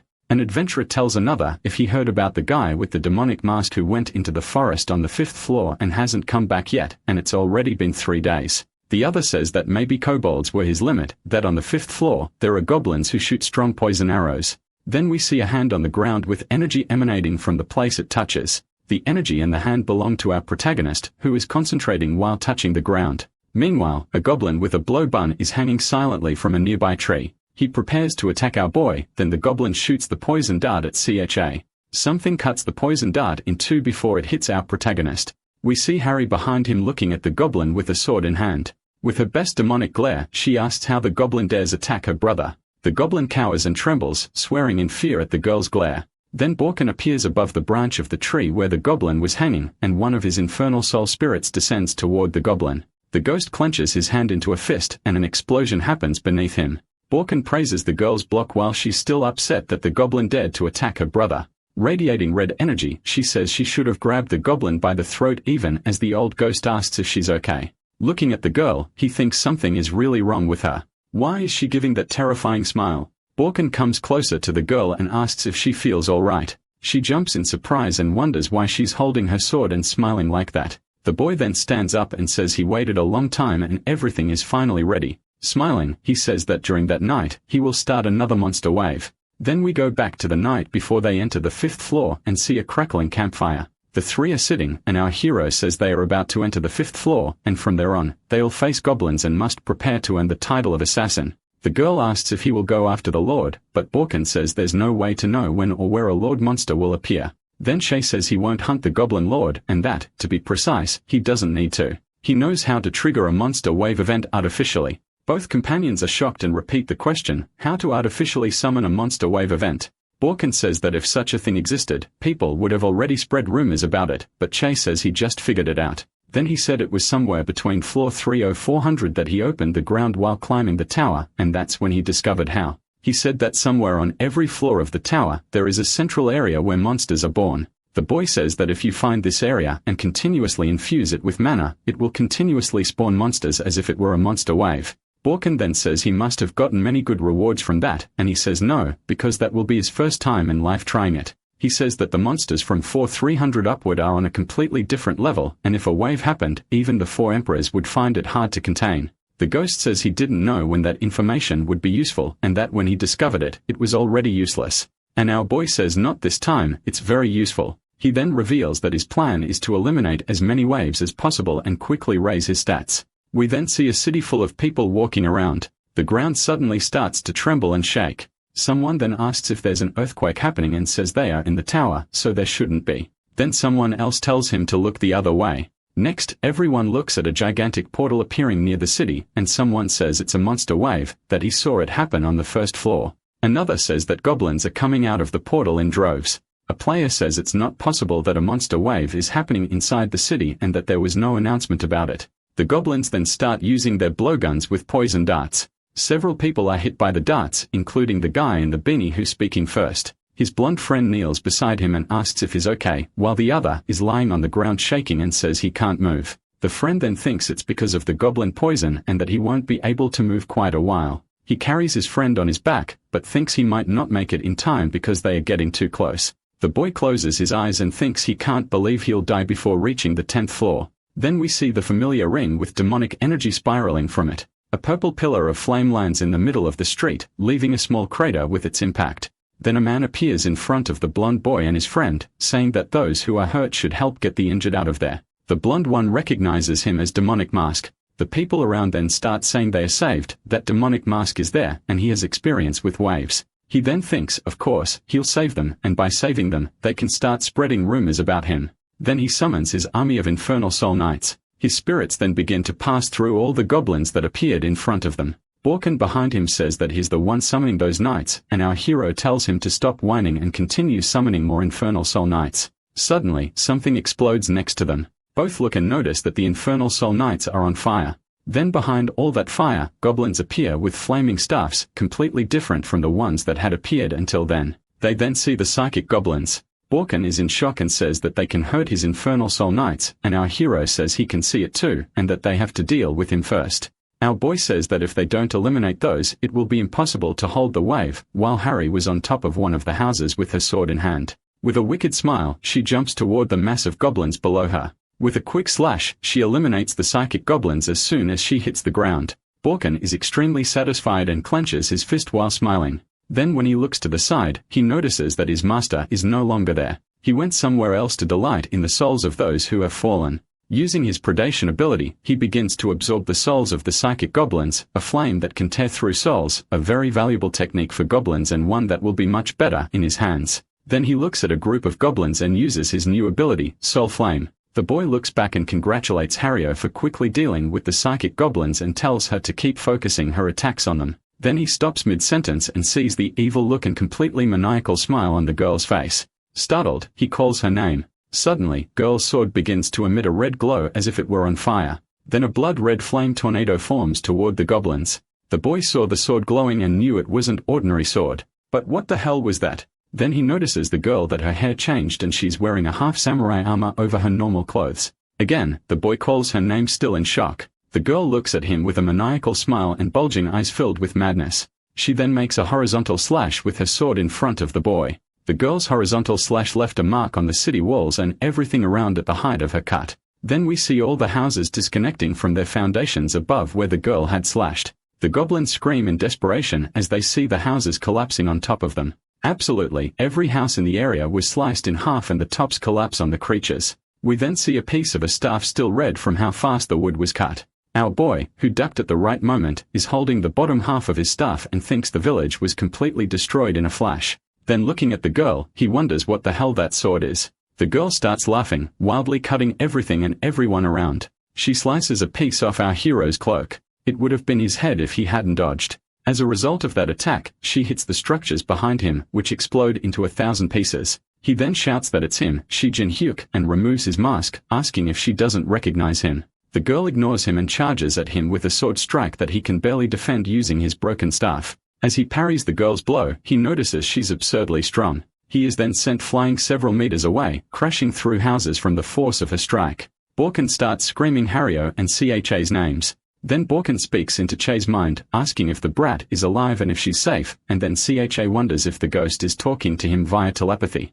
When he hears our boy's answer, Borkin assumes he's okay and asked about Hario, to which he responds that he's getting his ass kicked by her at that very moment. Then he says he thinks he's facing the most powerful weapon that hobgoblins have ever made. The ghost asks what he'll do about the monster wave, and our hero says most of them died in the explosion anyway and tells him to kill the rest. Then he says he has to deal with Hario while putting on the demonic mask again and grabbing an axe. Our hero then jumps toward the girl, who's in the hole he went through when she attacked him. He then tries to activate the battle premonition ability. His intuition, having previously climbed up to the 599th floor, tells him that sword is extremely powerful and can kill with a single strike. So he thinks that in the tower, there are no lifelong companions nor enemies and feels sorry that he has to end Harry right then and there. He then silently apologizes as he brings the axe down in a direct strike toward the girl's head. The axe is literally inches from the girl's face, who is smiling. Then for 1 second, Harry returns to her normal state, calling him brother and smiling cheerfully. He wonders why the hell he's hesitating, and then she grabs the axe blade with her bare hand.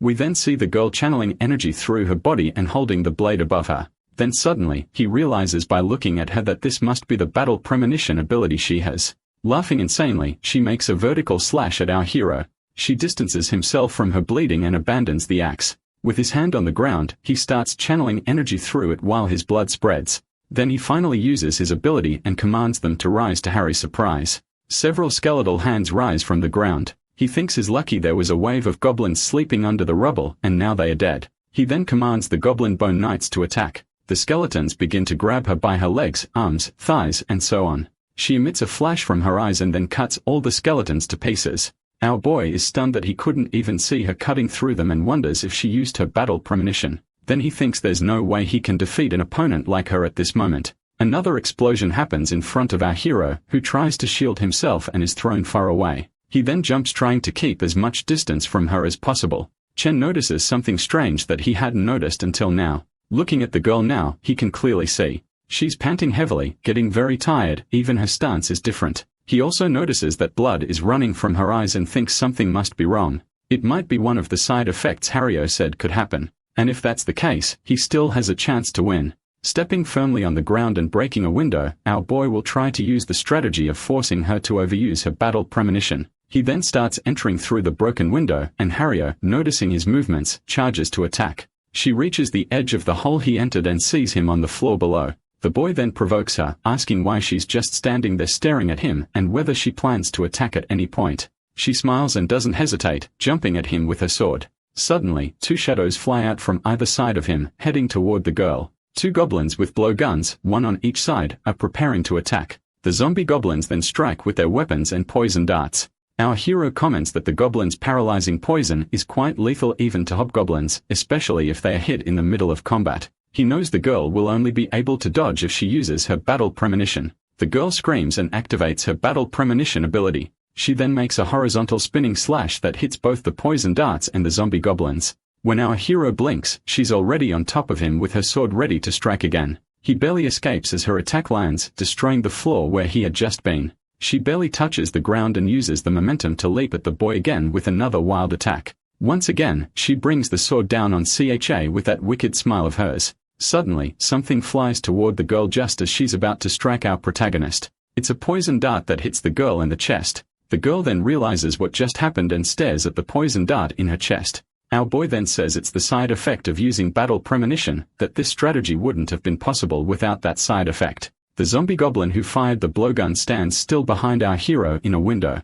As the girl begins to tremble, our hero says he's talking about the idea of shooting a poison dart through his own body. Hario begins to faint because of the effect of the poison in the arrow. She then drops her sword, and her armor starts to dissolve as she falls to the ground. Shaq catches her before she hits the ground, saying that he finally caught her. The boy starts to lose feeling in his hands and wonders if the poison has already begun to spread. Then he asks the zombie to pick up that thing for him. He then points to the poison arrow lying on the ground. Then using his skill, he begins to swallow the poison arrow and a system window informs him that he gained resistance to paralyzing poison. Cho looks at the girl lying on the ground unconscious from the poison. He says she has a really annoying ability. Then see Harry with her sword floating above her as a red moon shines in the sky. She then repairs the sword and wonders where she is. Someone picks up the sword and asks if she is the new owner. A man then sits in front of her and asks if she is the new owner of the dragon flesh sword. The man looking more closely at her realizes that the girl is just a child. She then asks who he is and if he is a hobgoblin too, while he replies that she is half right and half wrong. Looking up curious, she asks what that means. Suddenly, he's behind her with a blade at her neck, saying he wants to give her a warning. He says that the next time she uses him without proper preparation, he will swallow her whole. Hario then starts blinking her eyes. Next, Borkin says she's awake, and our hero asks if she really is. Still dazed, she asks where they are, and our boy says they are in the city on the 6th floor, which they just reached. The girl starts to feel embarrassed and asks why she's on his back, which our hero asks if she really doesn't remember and says is offended. On the door of a room, we see a plaque with the number 304 while we hear a boy saying that he's going to tell her slowly what happened. The boy says that after getting their equipment and doing a general health check on the 6th floor, they will go straight to the big city on the 10th. He says that every 10 levels, there's a big city, and that to gain access to this big city, you got to defeat the boss on the 9th floor. The girl says she knows and that he means the Great Orc Warrior, and Borkin says that in terms of combat power, it's equal to a Lord-type monster. She smiles and says they'll be able to fight together, and once she gets better, but our hero interrupts her and says no. Then our hero says that from now on, she will move separately from the two of them. She panics and asks what is going on and if they are going to abandon her. He then tells her no, but asks if she remembers the events that happened on the 5th floor, and she says no, that her memories were interrupted in the middle. She explains that her sword is a demonic sword with abilities similar to ego swords, which grant absurd power but consume the user senses. Then he says that she lost consciousness and focus her attacks on him while she listens to the news in surprise. Continuing, he says that if she keeps using that unstable power, she'll disintegrate before the 100th floor, and that's why he's giving her homework. He then says that her homework will be to climb to the 10th floor without using the sword's power. She then thinks that she must stop using that unstable power of her sword and start cultivating her own powers. The girl smiles and says that it's fine. She'll do whatever it takes to become a suitable companion for him. He smiles back at the girl and says okay. They are then in the middle of a busy street in the city on the 6th floor. She says she will make good use of the robe he gave her, and the boy says that she's a hobgoblin, so it's good for her to hide her identity. The boy says not to rush because he has things to take care of on the 10th floor and will be there for a while anyway, and Balcon says that's a little sad. Harry says she'll meet them on the 10th floor soon, and he says he'll be waiting for her. Then they've got their separate ways, thinking it doesn't matter how long it takes. A few days later, we see several orc corpses lying on the ground completely defeated. Another orc yells in his language upon seeing someone in front of him. That someone is our hero, saying that the orc may be big, but is no different from a goblin. Then, charging at the orc with a prepared kick, he tells him to get out of his way. Jumping swiftly onto the giant orc, he comes in with his powerful kick ready. The kick hits the orc square in the face. The force was so great that the orc was thrown, breaking the ground with the impact of his body when he fell. Borkin appears behind him saying there's nothing else to do there, and our boy tells him not to forget to create infernal soul knights from the orcs. The ghost tells him that creating waves of monsters has become routine these days, and the boy asks if he has a problem with that, to which he replies no. He says he even likes it, but adds that the boy is very cold for not mentioning Harry even once all this time, and our boy asks what he's talking about. The boy says he wouldn't have accepted her in the first place if he didn't think she could make it. She's strong and will succeed even if it's just for her revenge. Then he asked the ghost to stop talking nonsense and get him more orcs, commenting that maybe the force wave was too weak since he still needs more. Borkin gets mad and says the kid is very rude to his elders and asks if he has no relatives. Cho then answers the ghost's question saying no. He doesn't. Surprised, Borkin asks why. He then explains that he's an orphan, that he grew up in an orphanage, and that Choi Kyung-hoon came from the same orphanage as him. Borkin then watches and lets out an "oh" like someone who just pieced together a puzzle in his head. Then the elder ghost puts one of his hands on the boy's shoulder. He says it's okay, but he supposes everyone has their story, and Chad clenches his teeth, wondering what kind of reaction that was. Borkin says that's why he's like that, and the boy says his personality has always been like that, and the ghost tells him to stop because he wants to hug him. A few works later, our boy receives a system window showing he's earned the title of Orc Slayer. They are then teleported to a different room. They appear on the 10th floor in the challenge room. The system welcomes them and says that to gain access to the interior of the 10th floor, they must defeat the boss monster, and failure will force them to return. Borkin looks to the side and says he's never seen that before, drawing the boy's attention. The system then shows a window with the names of people who pass and the time they took to pass that stage, and they notice that most did it in under a minute. Smiling, our boy says Borkin's name isn't there, and he replies that the boy's name isn't there either, and most of those listed are from the 4 Emperors' tribes. Right after, the boy asks if he doesn't think they can break the record today. Then the ghost smiles and says breaking the record would be great. A window says they can prepare for battle in advance, and our boy asks Balkan about it. A countdown appears, giving them 1 minute to prepare before the boss is summoned. The boy tells Balkan to use the Soul Knights to try to hold off the boss as soon as it appears, and meanwhile, he cracks his fingers and stretches. Borka then asks if they can begin while several soul knights are summoned. Cho then slams his hand on the ground in preparation for battle. Next, magic circles appear and spread across the floor around him. Then he summons a magical spear on his back. Our hero thinks he'll show what an all-powerful being can do and then says elemental enchantment. The magic spear then begins to produce fire, earth, water, and lightning. He continues enchanting the spear with penetration, dexterity, strength, fatality. Finally, he thinks he can't forget that other one and then enchants the weapon with demonic power as well. The spear then takes on a dark, cracked appearance with energy flowing through it. Now prepared for battle, we see the giant spear on his back and balcon with the infernal soul knights. The system window announces that the trial will begin shortly. We then see the countdown and our warriors prepared and focused. The system announces that the trial has begun and summons the orc warrior. The orc appears with his eyes glowing red. He, compared to our hero, is gigantic and carries an equally large axe on his shoulders. Borkin then tells the infernal soul knights to charge at the monster as he summons chains of demonic power. The spirits quickly surround the orc warrior and begin chaining his arms and legs. Our hero, smiling, calls out the name of the spear, Gungnir. The spear then flies toward the orc warrior's face, who raises his hand in an attempt to stop it from hitting him. The spear pierces through the orc warrior's hand and face. The monster's body starts to sway and fall backward. Then it crashes heavily onto the ground with its head burning in black flames and its hands severed. The timer then stops at 96. Right after, he broke the record for fastest time with 0.96 seconds, and the window asks if he wants to enter his name. Smiling, he enters the name Diabolic Mask. The window is then updated showing that the new fastest time record belongs to Diabolic Mask with 96 milliseconds. On the 8th floor, Harriet sits at a table with her drink while people around her comment on the record being broken and that it was in less than a second. She then sees the name of the one who broke the record and is startled, while another person asks if that isn't the Wave Slayer. As she looks at her drink, a girl thinks that she will work even harder. Borkin then laughs and says that they broke the record of the 4 emperors.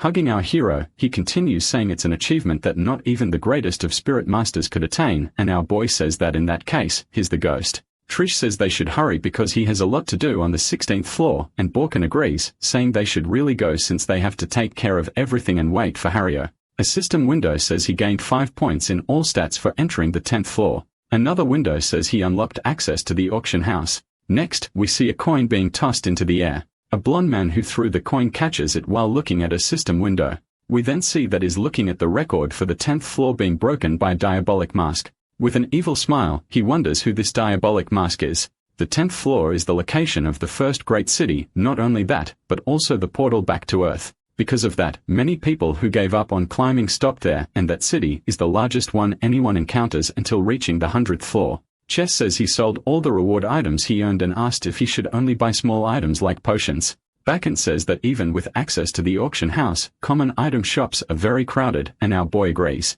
The boy says that's because a lot of people actually live there and that not everything can be found in the auction house. Then they pass by fruit stand where the owner is shouting that it's the Golden Lich stand. A little further ahead, they come across a blacksmith asking them if they need new weapons from the Golden Lich. In another spot, a girl invites him to spend the night at the Golden Lich Hotel. Borkin then asks the boy what the heck is up with this Golden Lich thing everywhere, and the boy says he really must not know. He tells the ghost that the Golden Lich Company has been the largest enterprise inside the tower for many years now, and Borkin asks what Golden Lich means. The boy says it's the name of a person and that he's a top executive in the tower, and practically every item sold or bought passes through his hands. The ghost questions whether the boy has something to do there. He responds, yes, that he needs to get a sponsor. Borkin then asks who the heck would sponsor him. The boy says is looking at the sponsor, that his seal is stamped everywhere you look. Startled, the coach says it can't be who he's thinking of. Our hero then replies that it's exactly that is going to make the Golden Lich their sponsor. They are then welcomed to the Golden Lich Company by a receptionist. The girl says that there, they can sell anything profitable, whether weapons, potions, rewards, or information. They can buy and sell everything there. Then he asked him to take a number and wait, which he does while holding a ticket with the number 18. After a while, his number is called for service, and a young man named Halshin says he is responsible for counter number 3 and asks how he can help him. Our hero, placing a bag of money on Halshin's desk, says he wants to buy something, and the other man says that's fine. He just needs his name. Then pulling the mask from the bag, Chase says he doesn't feel comfortable giving him his name. Showing the mask to the man, he asks if that is enough to identify him. Halshin is extremely surprised and starts to say, stammering, that he is the demonic mask. The boy asks the attendant to keep his voice down and says there is a reason he wears that thing outside. Halshin says he understands and that he will check the money now. At the end of the count, the attendant says he has a total of 3,000 gold, that this was the total amount of money he earned after defeating the waves of monsters. The attendant asks what he wants to buy with such a huge amount of money. Then our hero says he wants to buy a meeting with the Golden Lich. Once again astonished, Halshin asks if that's really what he wants. The attendant wonders if the boy has lost his mind or gone crazy and wonders if the rumors about the demonic mask being a scoundrel in the tower are true or not. CHA asks if this isn't the place one should go if they want to buy anything while the attendant starts to stammer again.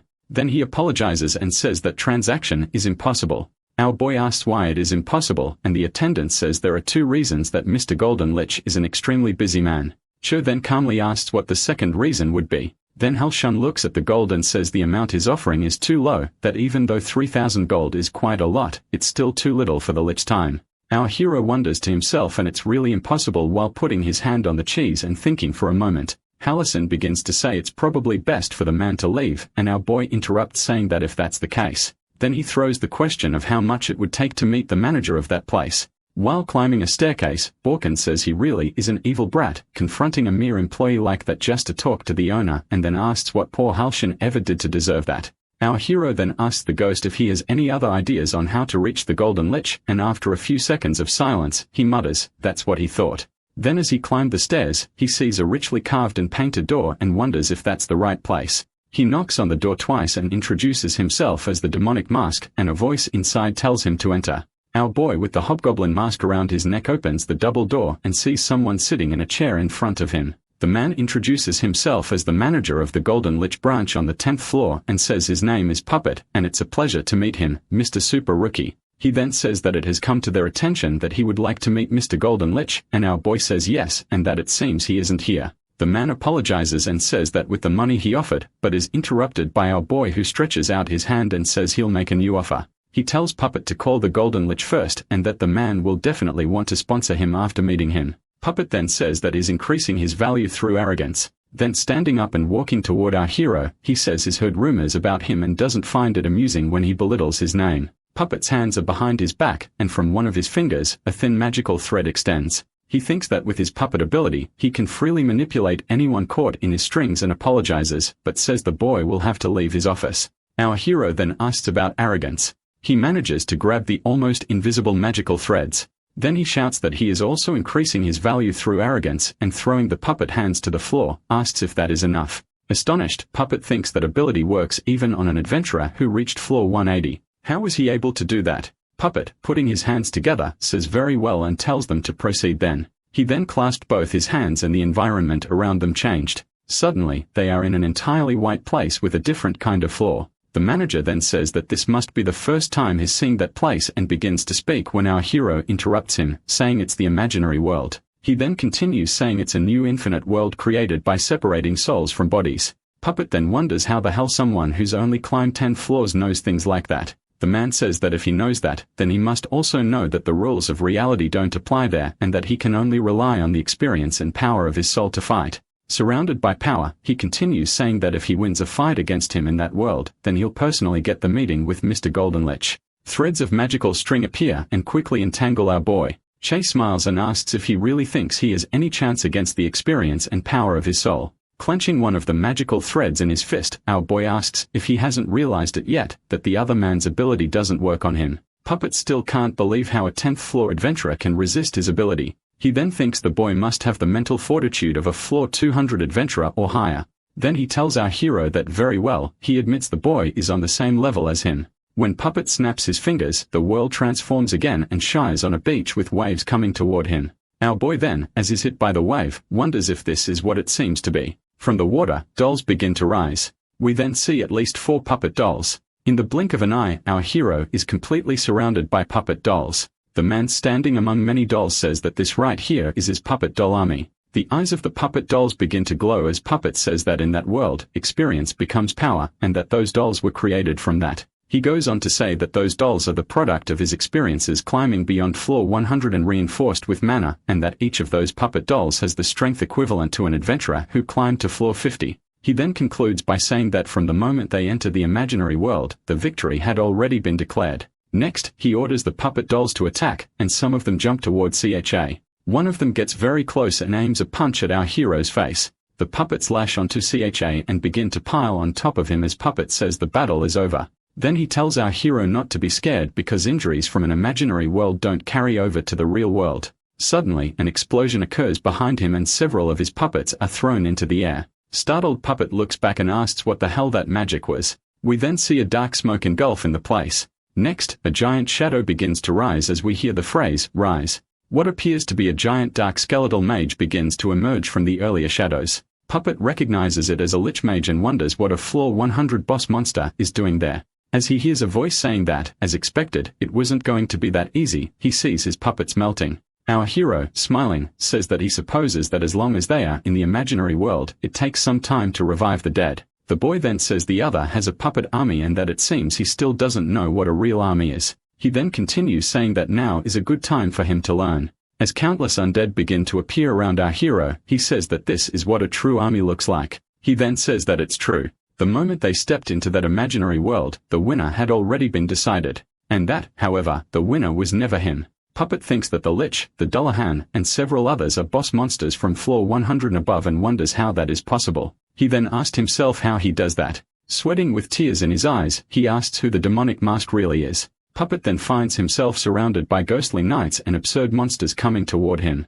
As the knight spears get very close to his face, he screams in fear. And he returns from the imaginary world to the real world, sweating cold and panting heavily. He falls to his knees and wonders how they got out of the imaginary world if he never cancelled the magic. Puppet wonders if the boy had taken control of the imaginary world for himself at some point. The boy tells him to stop being a crybaby and get up already. Then looking down at Puppet, he asks if he forgot about the bet they made. With an evil smile in his eyes, our hero says he had promised to let the boy meet the Golden Lich. Our hero then hands a letter to Puppet. The man then asks if just that letter is really enough, and he says yes, and asks that he give only that to the Golden Lich. He then says he has no right to say anything since he lost the bet. But if the Golden Lich doesn't reply to the letter, there's nothing he can do to help him. Then our boy says Puppet should worry. He's sure the Golden Lich will respond. At the company's door, the manager and Halshan say they will contact him at his accommodations when they receive a reply to the letter. Borkin looks astonished at the two men while they wish him a good and safe trip back home. The ghost says it's already getting dark and asks if they will return to the room they are staying in to rest. CHA asks what he means by that since they still have to go to the next location, and Borkin asks if there are still places to visit. Our hero says that until the Golden Lich replies, it would be a waste of time to just sit around waiting. Meanwhile, at the guild house of the White Devourer, someone is telling another that it's a waste of time to be there and they should be improving their skills instead. In the first floor lobby, a girl asks another what the highest floor she's been to is, and she says 57.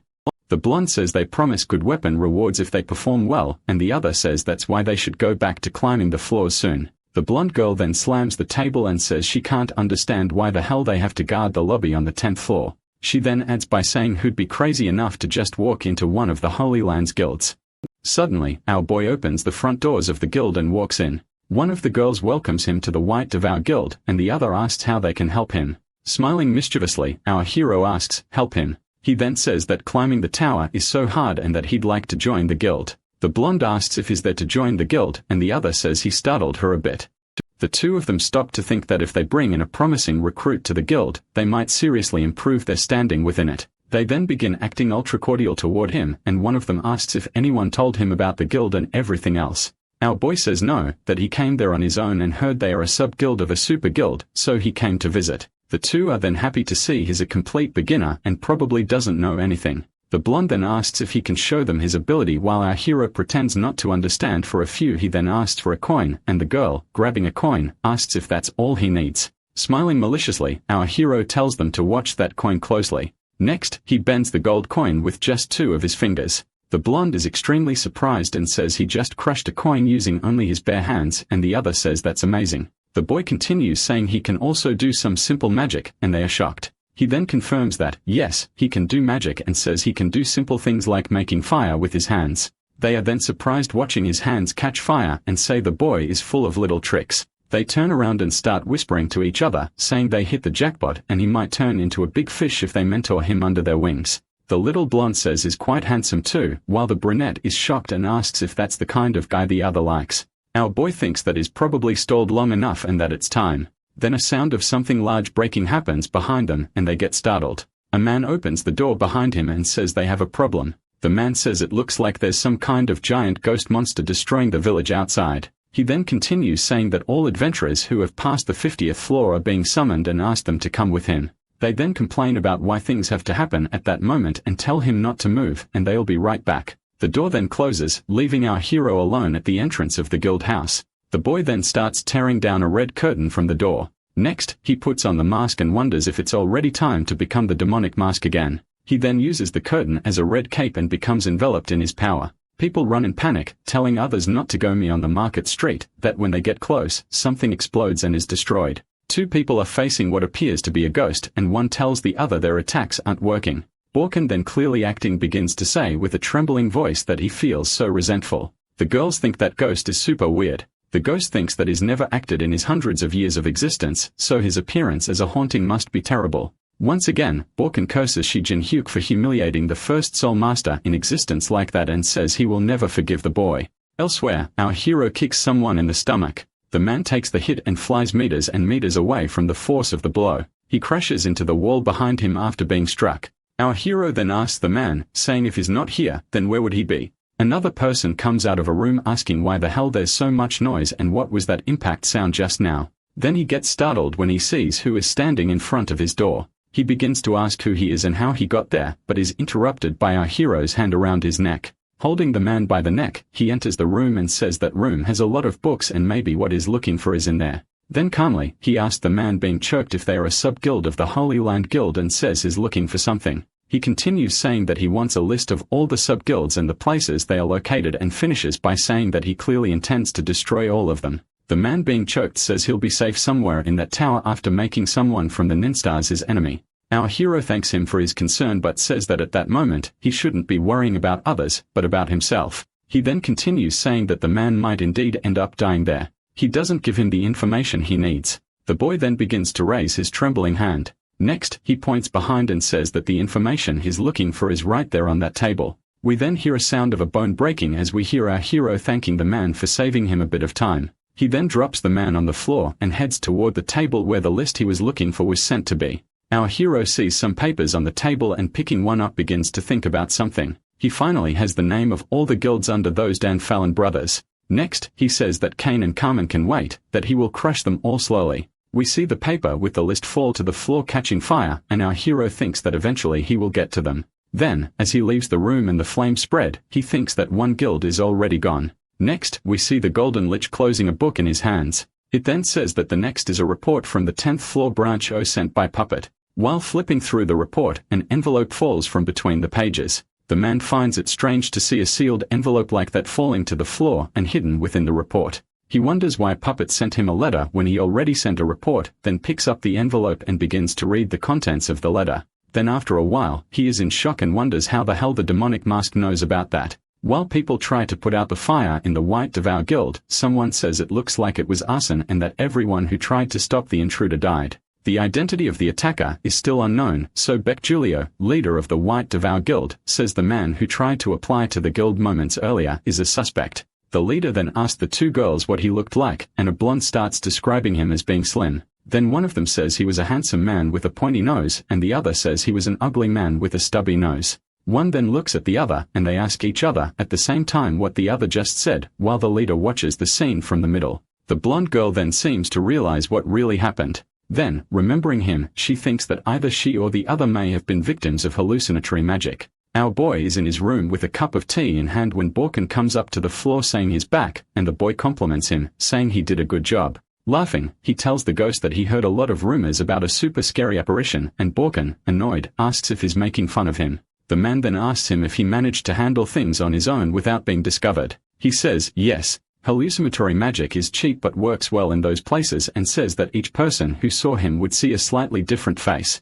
Borka then asks why he's empty-handed and the boy points to his own head and says it's all in there. The ghost is fine then, just as someone knocks at the door. He then asks if he ordered room service and the boy says obviously not as he puts the teacup on the table. The boy says he'll count to 3 and tells Borkin to grab them while putting on his mask. Then he counts to 3 and opens the door at the same instant that the ghost unleashes his demonic chains to grab the person on the other side. Someone screams while being wrapped in chains. They then notice it's just an ordinary man, tied up in chains and lying on the floor.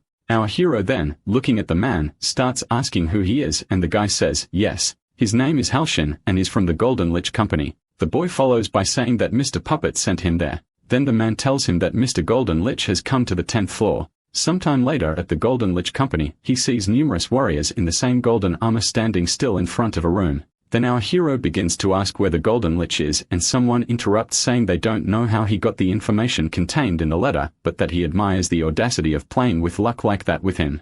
Then the Golden Lich continues by saying the boy will pay a huge price for that, and that he can't allow someone who knows that to continue existing inside the tower. Our boy then thinks that it's been a long time since they last met Golden Lich. Turning his back, he says to no one in particular to take him to his room and to keep him alive. The warriors then say yes and prepare for combat. Then our hero asks if he really wants to fight. One of the knights says to form a line and block the boy's attacks at any cost. As he was saying for the others to follow him, he's interrupted. Our boy, while punching the man in the face, asks if he's stupid and why he was revealing their plan out loud like that. One of the other warriors calls out to the commander, who is now in front of them with a bleeding nose.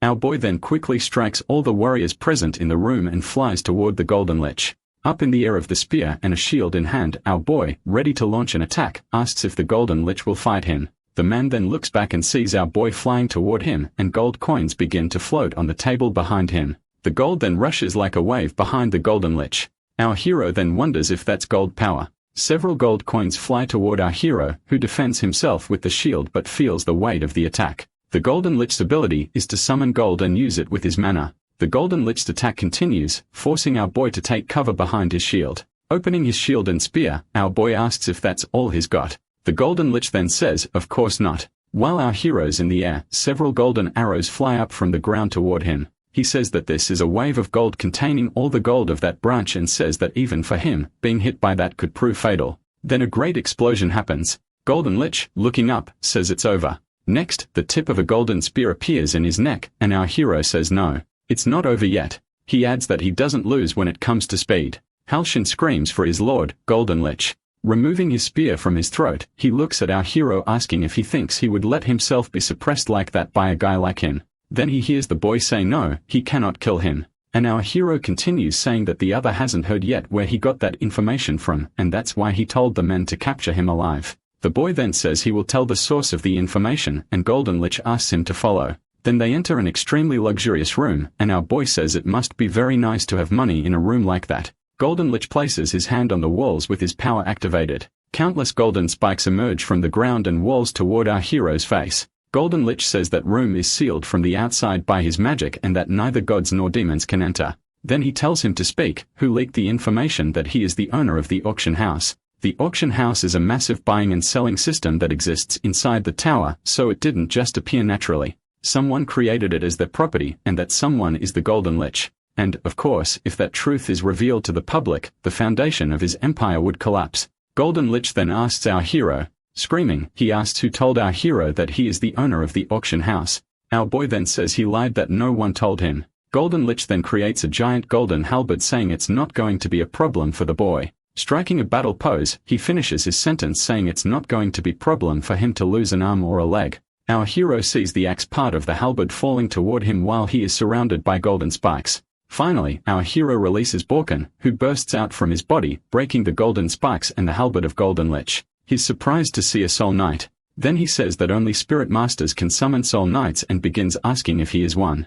Our hero slowly removes his mask and asks if Golden Lich recognizes him now. Then smiling, he says it's time to pay back what he owes and calls him William. Then scared, Golden Lich asks if he is still alive and calls him Jae Jin Hyuk. The mission on the 600th floor, the betrayal of the Menster, is Bel's gift, and beyond that, he even resurrected himself. Borkin, beside the boy, finally understands what his story is. Then sitting facing each other, William says he still doesn't believe he is CHA, and the boy says he also took a while to believe it. Then Golden Lich asks what the boy wants.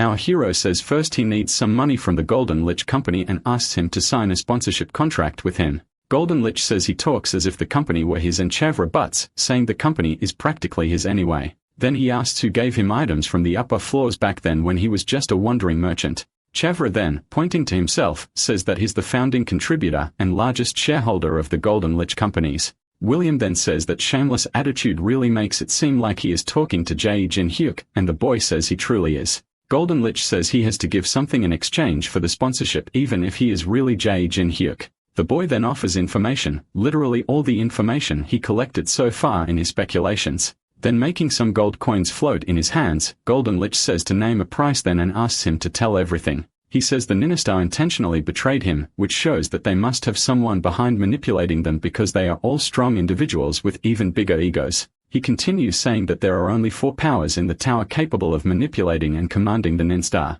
In shock, William asks if it's the 4 emperors, that he thinks they want to maintain the superiority of their races and that if some prodigy from another race climbs the tower, it could be complicated for them to maintain it. Then they get rid of everyone who plans or has the potential to climb to the top of the tower. And in return, they make those who help them lords of the higher 4s, and our boy says that's exactly it. Next, Golden Lake says that it's only speculation with only him as the victim so far.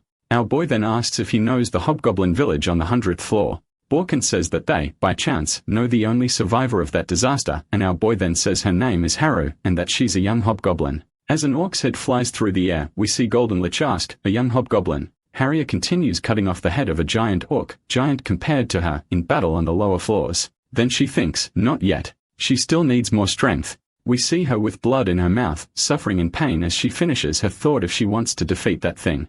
Our girl's lying on the ground in a crater caused by some strike she took as we see the warrior orc in front of her and the system saying the time is up. 10th floor, challenge rune, another window shows that she failed the mission. She is then forced to return to the safe zone of the 9th floor. The girl then with her sword planted in the ground in front of her, thinks that she needs to be much stronger than she is now if she wants to see her brother again. Suddenly, a man floats behind her saying she knows what she has to do, that all she needs is to use him. The man asks that she wants to run and find him soon and continues saying that he can handle that orc warrior easily if she leaves it to him. She then replies saying, no. She won't use him, the dragon flesh sword. Then the girl remembers the moment they said goodbye and says she promised her brother she wouldn't use the sword's power. The girl then says she needs to get strong by herself and asks him not to speak to her if it's just to interfere. Golden Lakes then says it's strange that in the middle of all that chaos, the only thing saved were a young hobgoblin and a single sword. So, obviously, their target was precisely that hobgoblin and the sword. Our boy says is right again that they probably attacked the tribe just to kill that girl. Basically, they are cutting the problem at its root. Golden Lich thinks that this news could end up destroying the entire foundation of the tower, but if true, it would make all the pieces fit together. Our hero stands up while saying his goal is revenge. He goes on saying he will kill all the Ninstar, and that if the 4 emperors are behind them, he'll kill them too. Next, as we see the thoughtful face of Golden Lich, our boy says, those who killed his family. Suddenly, he returns to his childhood, a boy under the rain with a shocked face. This boy is clearly the only survivor of some attack and is surrounded by several bodies lying around him. We then see some magic fading from the room, leaving it less golden as our hero watches a lowered head William. Baal asks what the two are talking about while the Nine-Tailed asks if he's into men now that the magic hiding them has vanished. Golden Lich then says very well, he will buy his information, and our boy, smiling, says he made an excellent choice. Next, Golden Lich says he has a condition, and he proves it's really him right here and now. Our boy says he thought he already trusted him and asks if they really have to take things this far. Golden Lich says is a merchant and trust is as valuable as money, and you can't buy or sell anything without full trust. Then he calls Golden Lich an annoying idiot and calls out for Baal. He asks if the demon can help prove his identity and asks if a handshake is enough. Baal then yells who would accept that with just a handshake, and that if he offers 3 handshakes, maybe Baal would accept. Next, Baal says he really is the right guy and tells the other to stop doubting our boy, saying he stakes his honor on it. Cyan Golden Lich says there's no way to doubt anymore if even Baal says so. The man then says he'll believe him and that it's good to see him again, demonic mask. Then our boy says he hopes one day they can greet each other again with their real names. Our hero says he needs his help as a sponsor, and Golden Lich says he'll bring him anything he wants as long as it can be bought with gold. He says he needs every kind of weapon that exists in the tower, and that since he's going to do this, bring extra copies as well. The other one says he is a spirit master and asks why on earth he wants so many weapons, and then asks if he's planning to start a war there on the 10th floor. Then opening his status window to the Golden Lich, he asks if he has ever heard of the subclass called Almighty. Golden Lich is completely shocked to realize that Almighty was a subclass. He says that, as the name suggests, can become a master in any class and can become proficient in any weapon as if he had used it for many years. Golden Lich says that if what the boy says is true, that version of him is even stronger than the previous one, and the potential of that version is immeasurable. He finishes his thought knowing that his role now is to help him unlock his full potential, then he shouts asking if Puppet is